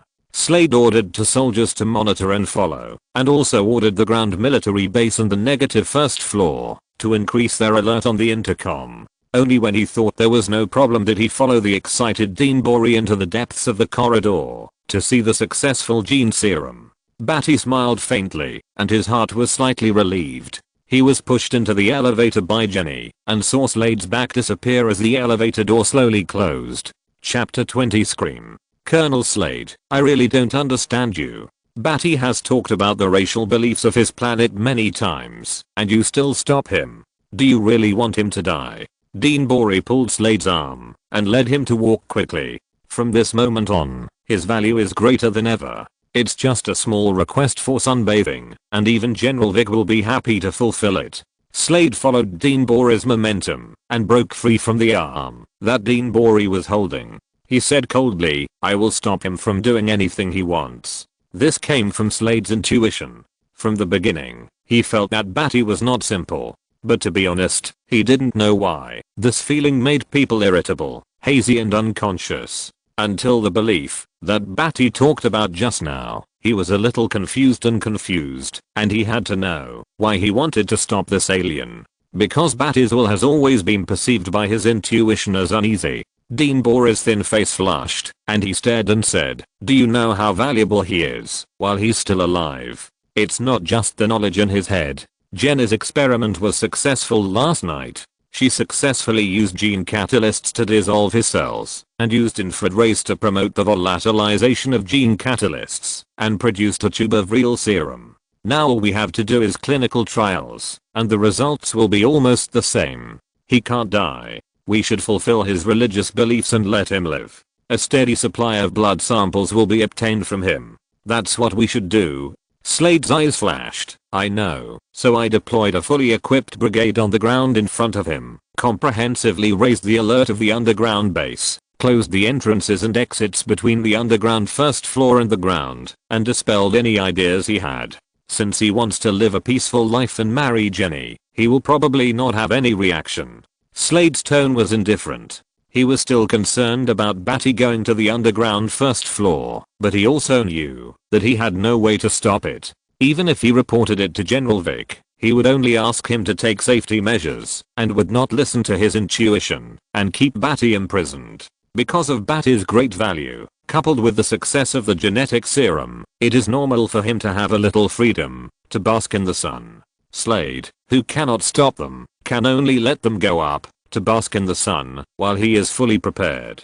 Of course, in fact, as long as Slade delays Badi's time to bask in the sun, it will be enough to destroy Badi. Similarly, Badi's fierceness involves the solemnity of the proposal, which must be completed today. No one is so ignorant and tyrannical to stop it, not even him. Slade failed to stop it once, and he can no longer stop it. It's his fault to bring it to General Vic. This can only be said. Everything is in Badi's plan. Otherwise, why would he contribute so much knowledge to them? Dean Borey's flushed face paused for a moment, and he felt Slade's defense against Badi, and said, Colonel Slade really does a good job of safety measures. Watertight. They came to the door of Jenna's biological laboratory, pushed open the clean white door, and what came into view was the crystal clear, gem-like genetic serum in the test tube. Everything in the room was white, and all the mechanical facilities for studying biology were there, to set off the tube of genetic serum. It was obvious at a glance. Dean Borey's expression became even more excited, like an excited monkey, and he said, Jenny is really a genius among geniuses. Bang, bang, bang. In a glass cabinet, there was a white mouse as big as an adult's palm, with red eyes, desperately knocking on the glass, making a strong sound. Dean Borey was very surprised. This is the genetic serum I injected him with, before I came to you. It works very quickly. His body is half the size of before, and his strength is at least twice as strong. The effect is so fast. Slade stared at the white mouse's tearful look and frowned. No side effects? It looks like it's very excited. Check now. Dean Borey put on a mask, held a syringe in his hand, excitedly pressed the white mouse, and drew a tube of blood. It needs to be observed for a while. I will test its genetic integrity first. After saying that, Dean Borey took the blood for testing. Dean Borey exclaimed after a while, its genes are completely stable. There is no sign of collapse like before. It is Jenna's gene catalyst that has stabilized the collapse of the genes. Dean Borey was so excited that he trembled and screamed with joy. We may have a body as strong as Badi, with a huge force of 10 tons. Slade took a breath and stared at the jumping white mouse, then turned his eyes to the tube of gene serum. The red liquid was like the devil's blood, tempting. A body as strong as Badi, 10 tons of Tyrannosaurus level power. Slade was stunned. If he had the physical fitness and strength of Badi, would he still be on guard against him like this? No. Slade asked himself that he would not lose to anyone. And if the gene serum could be successfully produced, there would be no surprise that he would have a share. Slade's heart instantly became hot. Dean Bori walked to the computer in the laboratory and looked through Jenna's experimental records. The light on the screen reflected on his round glasses, reflecting a series of data.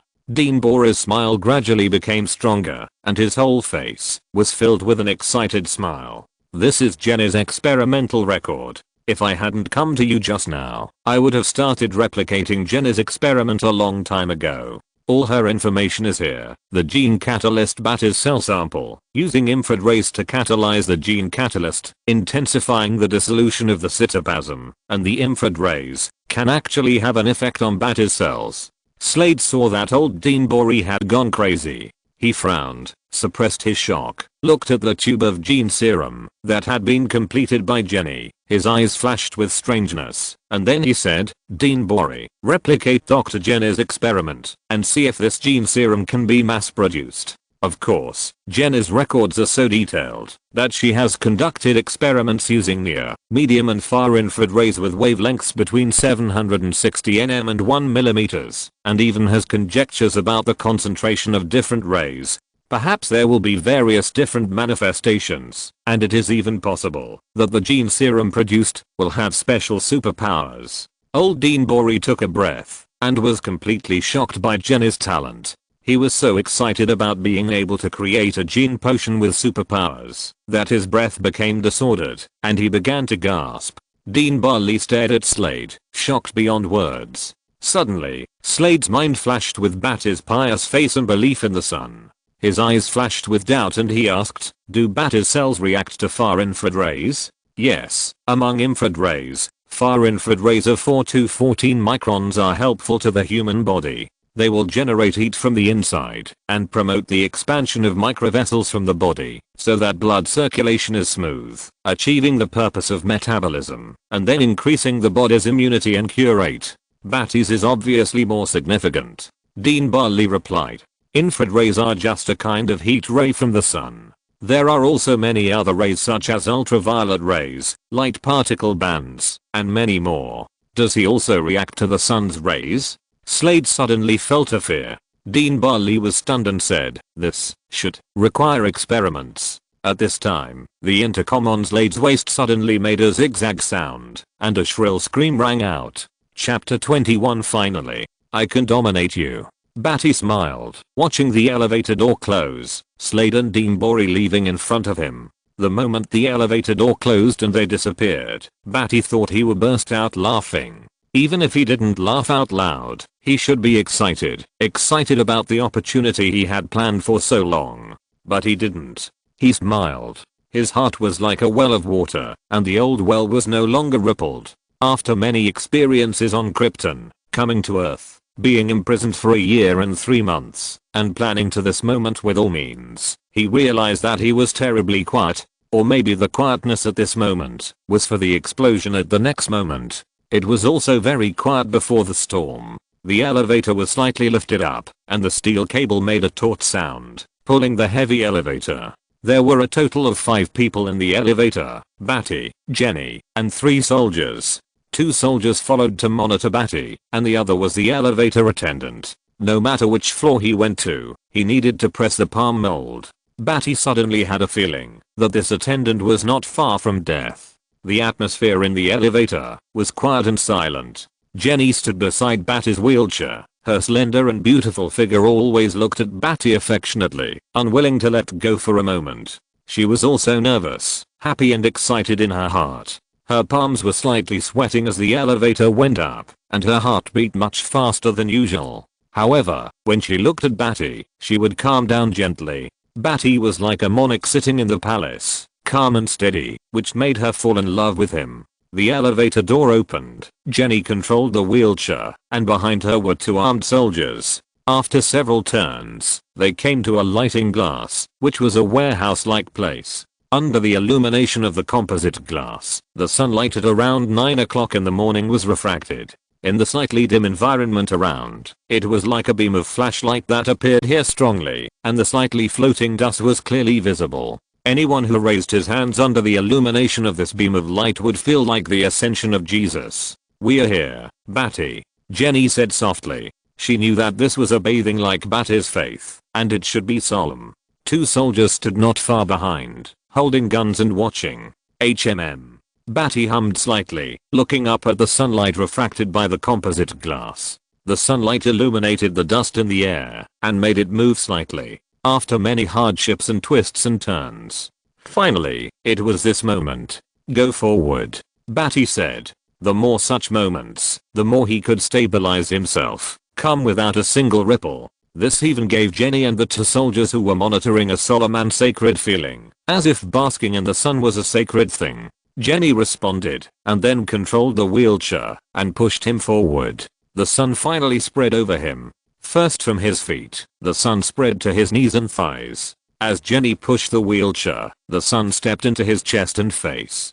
The sun shone all over his body. He raised his head, and looked towards the sun. Instantly, it was as if the world had exploded. The first change was the pain in his eyes. His pupils shrank into a small dot, just like the contraction of a person who inhaled too much air in one breath. The strong sunlight stimulated his eyeballs to change. The pupils kept expanding and shrinking, and the stinging pain was like being pierced deeply by a needle.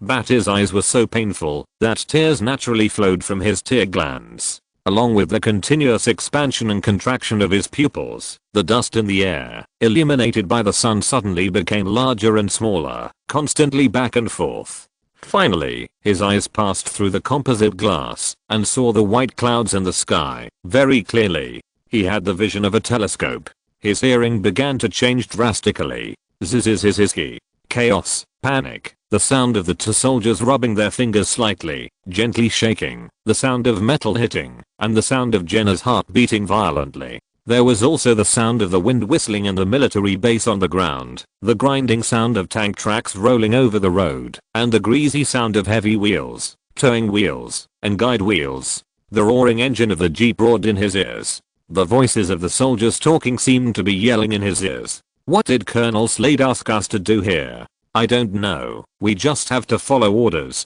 What happened to that chick last night? Damn it, I need to go to the bathroom. I'm getting married next month, and I'll be on vacation tomorrow." Countless chaotic voices roared in his ears, and his eyes were in pain, and flashes of after images appeared again. His nose suddenly became so sensitive that he felt suffocated. A bunch of smells of all kinds rushed into his nose, making him grit his teeth. His sense of smell, vision, and hearing suddenly became more sensitive, making Badi feel like his head was exploding. His head was buzzing, and about to explode. Too much information made his brain unable to change in time, and he couldn't process or receive it for a while, and it was so stuffy that he felt like a firecracker in a small can exploding. Damn it. Veins on Badi's face suddenly appeared, and the veins extended all the way to his neck and face, which was extremely ferocious and scary. He gritted his teeth, closed his eyes, and tried his best to meditate. The so-called meditation method is actually nothing more than a method of controlling consciousness to focus and calm people down. This method has a special effect in enduring pain and guiding people to focus their attention. It is just a little calm, able to focus their attention and reduce the sudden pain of being exposed to the sun. When his head can slightly reduce the pain and is not so buzzing, the sun shines in through the gaps in the white fiber hospital gown, and through the tiny gaps in the fiber, the subtle sunlight is reflected on his body skin. His body has caused a comprehensive change. Every pore in his body is like being pierced by a needle of sunlight. The heat contained in the sunlight instantly enters his body and spreads and circulates through his blood in his body. His heart is like a drum, like the strongest engine, rumbling with a huge sound, and his whole body is like a sleeping ancient murderer, about to wake up. Going deeper and deeper, every cell in his body began to change dramatically. The sunlight energy penetrated the cell membrane, and entered the cytoplasm, causing earth-shaking changes in the cell nucleus, and then split into cells that had already received the sunlight. As the old cells died, the new cells that had absorbed the changes in the sunlight became stronger and tougher.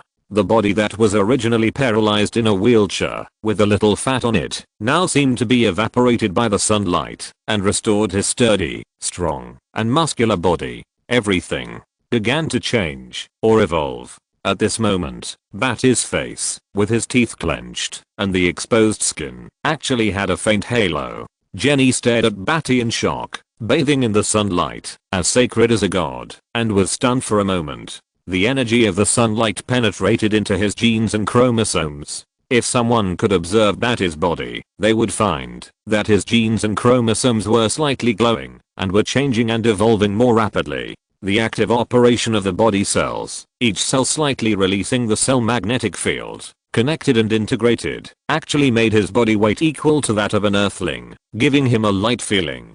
The magnetic field of his body cells slightly repelled the gravity, which was also the reason why Kryptonians could fly in the future. Now, he could jump up to a height of more than 10 or 20 meters with one leap. The nerve cells kept transmitting information currents. The powerful information currents gathered from all parts of the body, like a rushing river, rushing up, forcefully breaking through the dam, and ejecting the pulsed radio frequency needle out of his body. The small wound, under the rapid division of cells, was restored to its original state. The nerve information went directly to his brain central control system. The feeling of controlling the body came back again. The brain cells illuminated by the sun stimulated the most powerful utilization rate, allowing him to think and control his body at a high speed and unprecedented flexibility. All this happened in just a few seconds, which was enough to surprise people. Badi completed the evolution of life genes. Suddenly, he opened his eyes, and the deep black in his eyes seemed to burst with light. Thanks to the meditation method from Krypton, he was able to initially control his rapidly enhanced vision, hearing, and sense of smell. Badi felt the strength in his body and muscles growing wildly. His heart beat like a drum, making him feel like he could blow up the earth. Of course, he didn't have that much strength. He was just a humanoid Tyrannosaurus Rex with super strength, farsightedness, super sense of smell, and super hearing. This exposure to the sun exposed his strength. He now had almost 15 tons of strength. Finally, I can dominate you. Badi clenched his hands, and the steel handles of the wheelchair would entered by his pinch, forming two handprints. He gently lifted his hands, twisted the steel ring that imprisoned his wrists, and pulled it off. He pulled off the restraints around his waist with his hands, and his feet suddenly struggled to free the steel rings at his ankles. Badi stood up, facing the sun, raised his hands, and broke into the craziest smile. The shocked Jenny and the soldiers stared at his back in amazement. Looking at him in the sun, he looked like a god descending from heaven. If you're listening to this novel on a channel other than Fanfic World, it means they downloaded and uploaded it without effort. We cordially invite you to visit our channel, Mundo Fanfic Novelos. There you'll find the original version of this story and you can explore many other novels of various genres. We're waiting for you to immerse yourself in a world of incredible novels. Chapter 22, Kneeling with Head in Hands. Hold your head and kneel down. The two soldiers, Jack and Mason, were stunned for a moment. They didn't expect that the paralyzed Badi would stand up directly and raise his hands to face the sun. The light shone on his body with a faint halo, as if a god descended from heaven. Badi's figure was majestic, and he didn't notice it when he was paralyzed in a wheelchair. When he stood up, his towering figure like a mountain gave the two soldiers a strong shock, and they couldn't help but suffocate. When Jack and Mason recovered, they couldn't help but feel cold in their hearts, as if they were facing a standing mountain. I told you to hold your head and kneel down. The coldness in their hearts made them scream loudly. The two held M16 rifles and pointed at Badi's back with sweaty palms. Under the refraction of the sun, it extended in front of them, bringing a little uneasiness to their hearts. Jenny covered her mouth and cried with joy when she saw Badi stand up. She had been feeling guilty and painful for many nights, and the self-blame for causing Badi's paralysis had been tormenting her. Now seeing Badi suddenly stand up again, she didn't think much, only filled with happiness and tears of joy. Badi put down his hands, the threat of sweaty palms of the soldier's fear, the friction of holding the gun tightly, Jenny's excited heartbeat, all of which were particularly clear in his ears. Everything was in his eyes and ears, and a world was clearly outlined in his mind. He was majestic, his chest was high, and his muscles seemed to break through the white fiber hospital gown. The sun shone on Badi's face, and the contours of his face were still so clear, especially his eyes and facial contours, which made a deeper impression.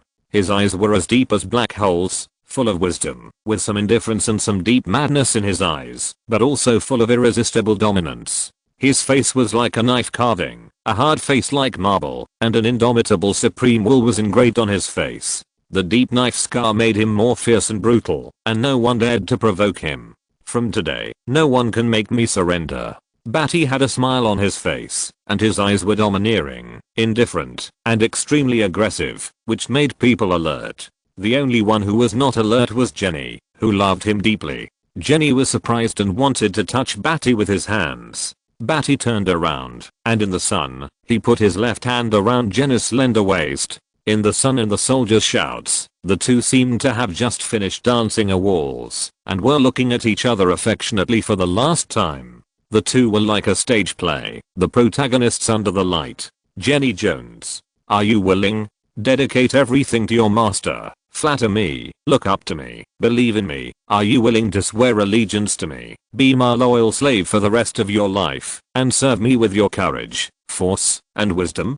To be my slave of love. Badi left Jenny's lips, with a will that could not be refused in his eyes. This was not a question, but an affirmation. His voice was no longer as gentle as before, but a sonorous and powerful command that could not be questioned. Jenny was infatuated, her heart was beating wildly, and her face was full of morbid intoxication. When she heard what Badi said, she could not wait to respond. I do. Badi. I'm willing to do anything for you. Jenny's eyes were confused, and she was completely immersed in such a domineering and aggressive Badi. She was intoxicated at this moment. Badi smiled, and his eyes were still as gentle as she was familiar with, but what he revealed was not the love he had before, but indifferent dominance, like an emperor who was high above, showing an admiring smile to her. Let go of Dr. Jenny. Jack roared with a gun, and the trembling sounded in the empty warehouse. His heart was a little trembling and afraid.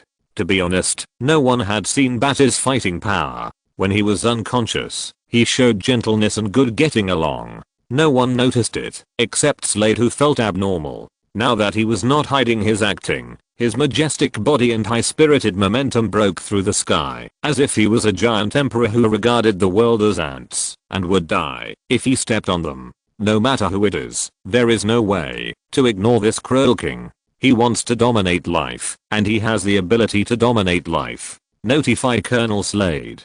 Jack shouted again, and the magazine of the M16 gun he was holding felt wet, and sweat appeared on his face. Facing Badi, who was becoming more and more calm and indifferent, his heart trembled more and more, and his voice was already screaming. Mason was no less nervous. His throat was dry, and he picked up the walkie-talkie from his waist in a panic after hearing the reminder from his colleagues around him, and wanted to notify Colonel Slade. Badi gently let go of Jenny, who was reluctant to leave him. He walked sideways and left Jenny's side.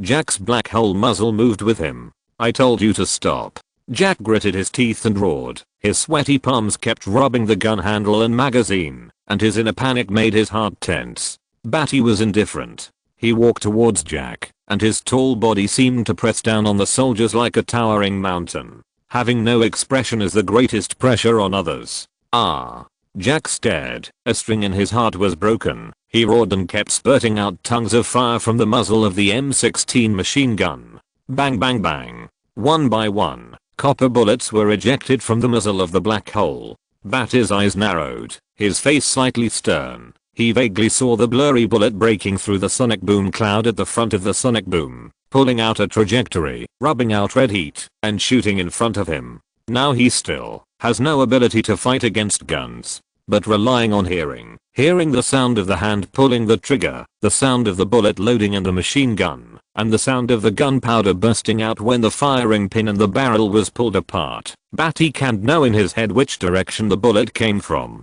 The bullet is in a straight line. All this for him was super hearing is clearer than seeing with his eyes. He can tell the position by sound. Suddenly, Badi's figure suddenly left an afterimage, flashing left and right, as if he was shuttling through the red bullets. In fact, he had already anticipated the trajectory of the bullets. The sound of bang bang bang stirred the airflow in the warehouse, and along with Badi's figure, there was a feeling that was even louder than the sound of the bullets. Jack was even more terrified. Badi seemed to be swimming in a sea of bullets, and no bullet could hit him. Jack could clearly see Badi's figure with his eyes, but he could not see the speed of the bullets. He chased Badi's figure, and the bullets ejected from the muzzle seemed to be unable to catch up with Badi. The bullets always brushed past Badi's skin at a distance of a millimeter, giving him a slight burning sensation. Ka-ka-ka. Ah. Jack desperately pulled the trigger, and the M16 automatic rifle was shot out of bullets by him. He trembled and kept pulling the trigger, making a clicking sound, and his eyes were wide open in fear.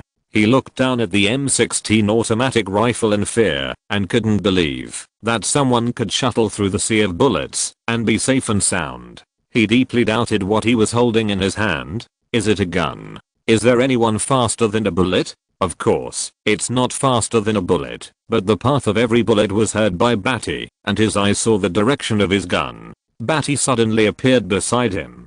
Jack looked up in horror and saw the eyes that looked down at him like an ant. Chapter 23 Betrayal. It was as if the eyes were looking down at him through a tiny tube. Jack frightenedly pulled out his M9 pistol from his thigh and struggled. His technique was quick and skillful, but it was too late. Bang! There was a loud noise. Badi raised his right leg and kicked his waist like a piece of garbage. Jack screamed miserably, and his waist touched Badi's sweeping leg.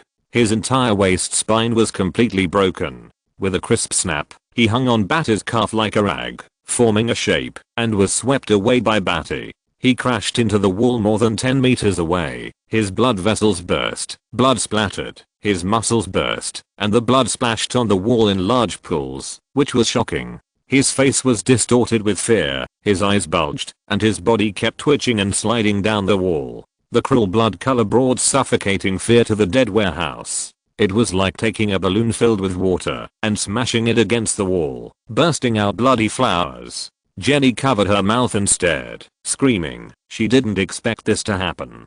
Another soldier, Mason, was stunned. His colleague flew past him, and the strong wind blew on his face. Things developed too quickly, and his colleague turned into a puddle of mud, splashing all the blood on the wall. Mason subconsciously turned his head to look at the wall. His colleague's terrified face, his ferocious appearance with bulging eyes, and the large pool of blood on the wall were eye-catching and shocking, which frightened him. He suddenly felt a little fortunate that he thought his colleague's shooting was enough, and he did not shoot. Zizzy. Soldier, report. Report. What happened? Slade's voice on the intercom was particularly harsh in the silent and empty warehouse. Mason's body froze, and the hand holding the intercom began to tremble. His mouth was dry, and he couldn't secrete a trace of saliva for him to swallow. The intercom in his hand was a hot gourd, like a pulled grenade, and he wanted to throw it directly. He looked at Badi next to him, with a trembling questioning meaning. Badi smiled indifferently. Report the truth, soldier. Mason was trembling so much that he almost wanted to throw the intercom. Facing Badi's ruthless smile, he could only report with shaking hands and sweat on his face. Colonel, the alien has regained his ability to move. He kicked Jack to death. Soldier Mason said tremblingly, and his throat gurgled to swallow a little saliva. There was silence on the intercom for a while, and after receiving this fact, in the intercom, Slade's voice burst out from the bottom of his throat. Bamulodi. Mason looked at Badi in fear, not knowing how to reply to his superior. Badi nodded indifferently, very satisfied with Slade's anger. He looked down and saw a pistol on the thigh of Soldier Mason's green military uniform. M9, 11 bullets. Badi pulled the pistol from Mason's thigh, pulled the safety, and studied it, as if he was very interested in the gun. Mason was shaking like a thorn in the back. He had an M16 automatic rifle hanging on his chest. The moment Badi looked down at the M9 pistol, he had an impulse to raise the M16 and shoot Badi. But he didn't dare. He was scared. Jack fired 30 shots in a row, 30 bullets. The M16 has a firing rate of 900 rounds per minute, an initial velocity of 975 meters per second, and an effective range of 550 meters. Within the best range and maximum speed, Jack missed a shot and was kicked by the alien like garbage, breaking his spine and hanging on the wall with blood. Guns can no longer give Mason any confidence. Badi gently waved at the intercom. Mason understood and tremblingly handed the intercom to Badi's hand. Badi turned on the intercom and said coldly, "Slade, you are always right. Although in my eyes, you are just as stupid." Badi finished speaking, and without any warning, the M9 pistol sprayed bullets. Bang bang bang bang bang bang bang bang. Mason also met his fate. He was shot 9 times in the chest and heart. He spurted blood, wailed and screamed in death, and fell to the ground. From the beginning, when they were chilled by Badi from the bottom of their hearts, this ending was destined. Slade listened to Mason's death screams, and gritted his teeth coldly. "This is all your plan. From the moment you woke up, you have been planning. Colonel Slade, you are too naive. Every thought of yours is in my mind. Your will is not firm enough. You have not been able to thoroughly implement, guard, and imprison me on the negative 4th floor." Badi said, and then he raised the M9 pistol and pointed it at Jenny. Jenny was stunned. Facing the pistol in Badi's hand, her mind was blank, and she was stunned. This situation was too shocking. There was no mood or words to describe what Jenny saw. The man she loved deeply. Badi, pointing a gun at herself. "Do you think you can escape? You have no way to break through the well-equipped ground brigade, a brigade of thousands of people. You can't escape, Bamulodi." Slade almost drawled this sentence. Bang. The sound coming from the intercom was a gunshot. Under Jenny's delicate collarbone on the right side, a blood hole was bleeding bright red blood, staining her bright red dress bloody. Jenny recovered from her shock, and this gunshot pulled her out of a blank state. Her face was pale, and she couldn't believe it. "Badi, aren't we in love?" However, another gunshot rang out, and a blood hole appeared above Jenna's heart. Her shoulders shook, like a lonely and helpless blood lotus, shivering in the sun, abandoned with nowhere to stay. Jenny didn't feel the pain in her body at all, and the pain from Badi's gunshot swallowed her pain. "Don't make love sound so great," Badi said expressionlessly. His conversation with Jenny and the gunshots were all heard by Slade through the intercom. "All this is through my own efforts. Aren't you my slave? Then please die for me." Badi's ruthless voice came out through the last bullet. Jenny's eyes were dull. The mental stimulation splashed on the blood on her bright red dress, making her fall to the ground woodenly. She was in the pool of blood in the sun, and her bright red dress was even more charming. At this point, the M9 pistol was out of bullets. Badi breathed a sigh of relief. Slade was actually wrong. Badi had the confidence to break through the thousands of people, but he had no confidence to save Jenny. He was not yet an invulnerable steel body, and he could not fly yet. Bullets could still cause damage to him. He just awakened the Kryptonian gene in a preliminary way. As the lowest warrior gene, this power was strong enough, but compared to others, such as Superman, Führer, Zod, and other generals or commanders, he was really weak. At least he couldn't even fly. If he took Jenny with him, it would only make her die more miserably. Badi alone was a god or a demon. But if he took Jenny with him, he could only take a corpse with him. "Bamulodi, alien, you are indeed a cruel and tyrannical beast."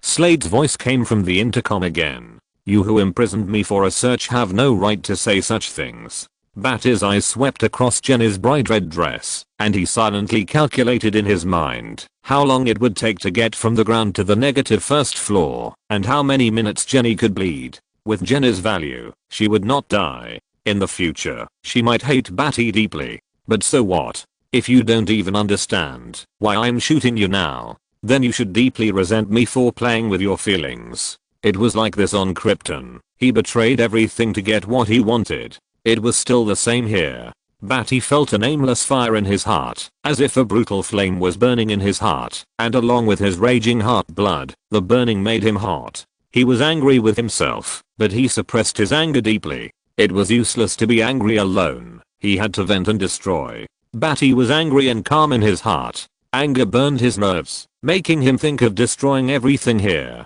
After being illuminated by the sun, his evolved brain began to gather for him, searching for practical measures to destroy this place. He said cruelly and coldly, "Slade, I know that there are troops on the ground waiting for me, and I also know that you have a whole underground layer of soldiers gathered at the door of this warehouse, waiting for me to go out and sweep me into a hornet's nest. You have always been wrong. I will not run to the ground. Keep guarding against me. Slade Wilson, if the defense fails, you will all die." Badi's face was grim, and his cold and ruthless eyes swept over Jenny. Jenny fell in a pool of blood, her slender hands crawling on the ground unwillingly. Her fingertips seemed to touch the small red box in front of her, which contained a ring. His anger in his heart became stronger. His face was as cold as ice. He crushed the intercom, turned and walked towards the warehouse door. Updated in advance at 1800 hours. Chapter 24 Major Atherton. Outside the door of the lighted warehouse, the atmosphere was so quiet that you could hear a pin drop. Dozens of soldiers holding M16 automatic rifles were assigned to different positions, some using objects for cover, and some holding shields with their team in the middle of the road. The warehouse door was not empty, but had small laboratory rooms made of glass or steel, crisscrossing and orderly. The soldiers were guarding the gate with strict security. There was only this entrance and exit. The Underground Research Institute had never had any accidents, but the security armed forces here had never been lacking. The oppressive atmosphere made Major Atherton sweat a lot on his forehead, and he didn't dare to wipe it off. He had fought in the Vietnam War with Colonel Slade. Even in the Vietnam War, Colonel Slade had not ordered him so carefully, in detail, with a hint of fear and anger. Kill him. If he didn't die, everyone in the Underground Research Institute would die. In this situation, Slade didn't care that General Vic wanted Badi to be alive. If he was alive, it would be a disaster. The atmosphere became increasingly silent. From the moment he heard the screams of Mason soldiers, the sound of the M9 pistol, and the faint sad voice of Dr. Jenny, there were no other sounds. Major Atherton did not dare to wipe his sweat, and he lay down gently, adjusting his heartbeat. In this silent and depressing space, the suppressed heartbeat was like a signpost, indicating everyone's position to Badi. Super Hearing could hear everyone's heartbeat that was beating more and more frantically under pressure. Everyone's position was clearly constructed in his mind. In the depressing atmosphere, the airflow that flowed, the airflow that collided with objects, and the various types of smells, a complete three-dimensional map was constructed in his mind. At this moment, the most useful thing for him was his super hearing, super smell, and supervision. These were all controllable under his control. He was calm and angry in his heart. These two emotions were not contradictory. They would only make people more crazy and want to destroy. Badi opened the warehouse door a crack. I don't know which soldier was nervous or accidentally fired a gun directly. The bullet hit the metal door and knocked out a little fireworks. Then, as if receiving an order, other soldiers fired gunshots continuously, shooting at the metal door and causing sparks to burst out, flashing sparks like electric welding. Behind the door, Badi never stopped calculating in his mind, silently calculating the number of bullets, the number of people who could still shoot, and their positions. Although he was strong now, even with a gun, the bullets could only penetrate his muscles and not go deep. But there was no need for him to resist the bullets. It was the right thing to do to save the strength to resist the bullets and deal with the well-equipped troops on the ground. He would go down to the negative 4th floor to kill, and then go up to the ground to face missiles and tanks, and then leave here. Therefore, he would not waste a single bit of strength. Stop! Major Atherton shouted loudly to command, and they alternated to cover each other and change magazines. After completing this round of shooting, the metal door was already pitted, and a lot of flat-end bullets fell on the ground. Suddenly, in the gap, the head of an M16 gun emerged. Almost the next moment when Major Atherton called for a stop, it had already appeared in the gap of the door. The M16 gun head spun and began to emit flames, startling the soldiers to subconsciously shoot back. A shocking thing happened. Bang bang bang bang, 13 guns exploded, scaring the soldiers to throw away their M16s. They were the soldiers who had not been shooting together just now. With godlike shooting skills, bullets shot into the muzzles of their rifles from all directions, causing the barrels to explode. Badi was the most elite soldier on Krypton. This elite was not genetically carried. Instead, Badi remembered every person who fought against him, regardless of psychology, language, behavior, and even subconscious small movements, or the surrounding environment. After calculating all of this, Badi could defeat other warriors with talents in their genes when facing warriors with stronger genes than others. But genetic talent is a genius among geniuses, so how could he win? But in the end, he won, and you can imagine how terrifying he was. Now he has awakened super hearing, super vision, and super sense of smell, which makes him more powerful than his increased strength. Suddenly, a pair of eyes full of brutality, murderous intent, and ruthlessness appeared in the gap, like a gaze suddenly appearing from the abyss, making people suffocate with fear. Major Atherton happened to meet this pair of eyes, and his heart was suffocated, and forgot to beat. He had experienced the bloody sea of war, killed children and women, shot and buried innocent people in pits, and had never been afraid of anything. He thought that there was nothing in the world that made him afraid. However, at this moment, he was inexplicably afraid of this eyeball that came from the abyss. When this eye disappeared, a chill emerged from the bottom of Major Atherton's heart, chilling his heart, and he realized that his hands began to tremble. This is a monster. The door suddenly opened, and Badi's tall and majestic body appeared in front of them. In the slightly dark warehouse, the ruthless eyes swept over them like ants, with an inexplicable deterrent power, which frightened Major Atherton's heart. Fire! He screamed, his hands trembling with fear, holding the residual heat of the automatic rifle, and flames splashed from the muzzle. But in the previous round of intense shooting, those who were changing magazines and firing alternately, 13 rifles were shot by Badi, and the remaining 27 automatic rifles were fired. Therefore, Badi only needed to avoid the shooting from the 27 M16 automatic rifles. Badi knew it clearly, from which direction the shooting came. He knew one by one, and also knew what posture to use to avoid it. The first wave of bullets shot wildly, the hot bullets brushed Badi's skin, and the strands of sweat hair were curled up by the heat. He smelled it subtly, and then controlled his sense of smell to weaken. Badi's feet exerted force suddenly, and his body, which had not moved for a long time, was twitching with a roaring pulse. 2 small pits appeared in the concrete under his feet instantly, and 2 spider web pits were cracked by being stepped on.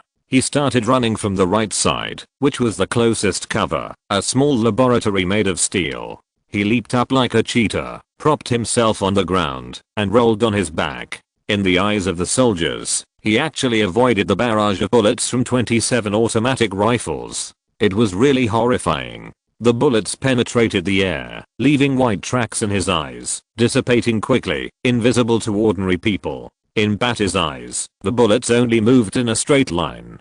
From the moment they left the muzzle, the route and the result were determined. The gunshots sounded more and more frantically, and Major Atherton and the soldiers were frightened to their throats, and they kept firing bullets. However, what was frightening was that no matter the bullets blocking his way, the barrage chasing him, or the bullets pre-fired in anticipation of his movements, none of them could hit him. The after images caused by Badi's high-speed movement made them terrified. His eyes never stopped scanning them like a knife, making them feel the coldness of a knife on their throats at all times, making them even more frightened to shoot. If he doesn't die, we will die. Major Atherton understood what Colonel Slade meant in an instant, and he became even more frightened. It was as if a chill went up his spine, freezing his head. The bullets hit the metal wall with a bang and sparks flew. At a distance of nearly 50 meters, they fired nearly 1,000 bullets, but none of them hit the target. The last few bullets hit the steel wall, creating sparks, and fell to the ground. Badi's figure had already disappeared into the bunker. The scene was dead silent. The soldiers were shocked and silent, gasping for air. The smell of gunpowder suddenly became strong, and the surroundings were dead silent. Everyone felt a chill in their hearts. What kind of monster were they going to deal with? Nearly 1,000 bullets did not hit a single one. Is this still a human? Is this still a living creature? This is a monster from outer space. Chapter 25. It's just they need to feel fear. Just as everyone was stunned for a moment, a soldier screamed miserably, and another soldier was suddenly shot in the head by a bullet, with a big hole in his head, brain and blood flowing out, and he died with his eyes open. Bang bang bang, continuous gunshots rang out, and the light bulbs on the ceiling were suddenly shot and exploded, and broken glass fell from the air. Not only the lights, but also the 7 surveillance cameras were shot and exploded one by one. The scene immediately became chaotic. This space was dark in an instant. Badi seemed to have transformed into the Dark King of Killing. He wandered in the darkness, and his supervision made him see the darkness as bright as day. His iron hands stretched out from the backs of the soldiers, like giant pliers, and directly crushed the necks of 2 soldiers with his huge force. Silently in the darkness, his black hole-like eyes smiled. The corners of his mouth drew an arc. The killing began. Bang bang, the guns lit up, and they shot at every soldier at a high frequency. In just a few seconds, 7 soldiers were shot in the forehead and fell to the ground. There, the soldiers responded in panic and focused their fire on the location of the fire. However, as if they could teleport, in just a few seconds, the fire appeared in another corner hundreds of meters away. Damn. He's too fast. Lights. Don't hit our own people. In the darkness, the sharpshooter shot a person's forehead with every bullet, causing the soldiers to panic. The guns in their hands were actually useless, just to light up Badi's eyes. Badi's awakened Kryptonian genes, vision, hearing, smell, and brain have all developed to an astonishing degree, and every bullet appears where it should appear. For Badi, this battle was a crushing victory from the beginning. It's just, they need to feel fear. Calm down. Calm down. Turn on the emergency lights. Find shelter.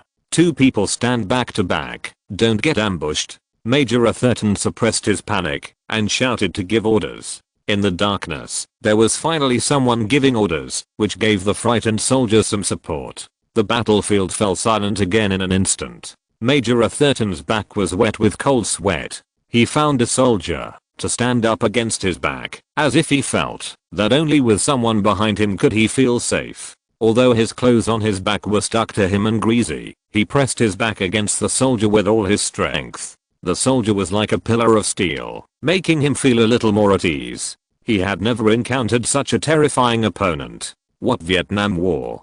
Compared with this level, he would rather fight 10 more Vietnam Wars. Every soldier, including him, was sweating profusely, holding back his breath, and suppressing his fear. Suddenly, the emergency lights above his head suddenly lit up. There was a bit of white trance in their sight. Major Atherton saw a scene of Shura. Right in front of him, there were more than 20 bodies of soldiers, staggering on the ground. There were only 2 kinds of wounds. Soldiers who were strangled to death by a huge force. Their faces turned purple, their eyes bulged out, and their tongues stretched out, and they died in a horrible way. And soldiers who were shot in the forehead, their brains and blood flowed out, and they died with their eyes open. Major Atherton took a cold breath, and his legs were a little weak, and leaned on the soldier behind him. Suddenly, in a quick and neat movement, all the remaining soldiers pointed their guns at him with horror, as if they had seen a ghost. What are you doing? Major Atherton was about to start cursing, but suddenly his neck froze. There was silence in the underground first floor. The hands of the soldiers holding the guns were covered with sweat, and the handles were wet. Everyone looked at their superiors with horror, and the fingers on the trigger were trembling, and they were afraid to pull the trigger. The emergency lights were bright. At least 40 bodies had died at the scene. In the short 20 seconds that Badi ran out, 40 lives had already been lost. It was too fast. It was like the harvesting of lives, like the god of death. It was terrifying. Major Atherton felt the hairs on his back stand up, and his whole body was covered with goosebumps. He swallowed the saliva of fear unconsciously, and the sweat on his face flowed down his throat. His eyes were wide and stuffed with fear, more frightened than anyone else. It seemed that thousands of steel needles were attached to his back, ready to pierce down together. The atmosphere was as cold as falling into an ice cave, but everyone was sweating profusely in fear. The suppressed breathing and panting were the only sound in this silent space. Badi was tall and majestic, standing like steel. Major Atherton's legs were weak, and his sweaty back pressed against Badi's majestic back, like a prehistoric beast on his back. "What's your name, sir?" Badi's ruthless and indifferent voice came from behind Major Atherton, which frightened the soldiers around him subconsciously and almost shot the major. Major Atherton and Badi were back to back, like a lone hero surrounded by enemy guns on the battlefield. but there was no trace of the tragic atmosphere reflected by the sunset glow, only the trembling of the soldiers around, and the heart-wrenching fear of Major Atherton, who was leaning against Badi's back. The indifferent voice in the silent atmosphere woke Major Atherton from his paralyzed head. His back was like a flood and a beast, which made him uneasy. After experiencing a short period of fear, he was worthy of being a major who had been on the battlefield. With trembling in his heart, he gave secret words and orders to the soldiers in front of him through his frightened eyes. "I lie down, you shoot. My name is..." Major Atherton bit his tongue. He didn't expect that even his tongue was trembling, and he almost couldn't speak. The bloody taste on his tongue stimulated his senses. Major Atherton's eyes narrowed, and he bent his knees and suddenly lowered his body, trying to get away from Badi's back. The soldier in front of him stared at him with his pupils tightly, his finger half pulled on the trigger, ready to fire. As long as Major Atherton lay on the ground, the soldier in front of him would shoot Badi to death. Suddenly, there was a strong wind, and a big hand stretched out like a dragon out of a cave, with its mouth like a python's mouth, reaching for the back of Major Atherton's neck, who was kneeling and jumping, and suddenly grabbed his neck and lifted him up. Major Atherton suddenly felt the back of his neck tightened, and before he could lie on the ground, his neck was clamped by Badi's big hand. The huge force from the mouth made Major Atherton feel that his neck bones were about to be broken by the iron clamp. Like a kitten, he forced a red face and groaned in pain, shrinking his neck desperately, praying that the pain could be relieved a little bit. Major Atherton did not successfully lie down, but was lifted up by the aliens like a kitten. The soldiers' breathing suddenly stagnated, and their fingers, ready to fire, were almost about to pull the trigger. Seeing their leader being held hostage, they were sweating profusely and at a loss. "What's your name?" "I don't want to know." 110 soldiers. "I killed 47, leaving 63. I asked your name just to let you decide. Half live and half die. 1800 hours. Updated." End of this chapter. Thank you very much for reaching the end. Don't forget to like. Looking for more exclusive content and immediate access? Subscribe to our Patreon. Remember, every like, subscription, or donation encourages us to continue. Thanks to everyone. See you in the next video.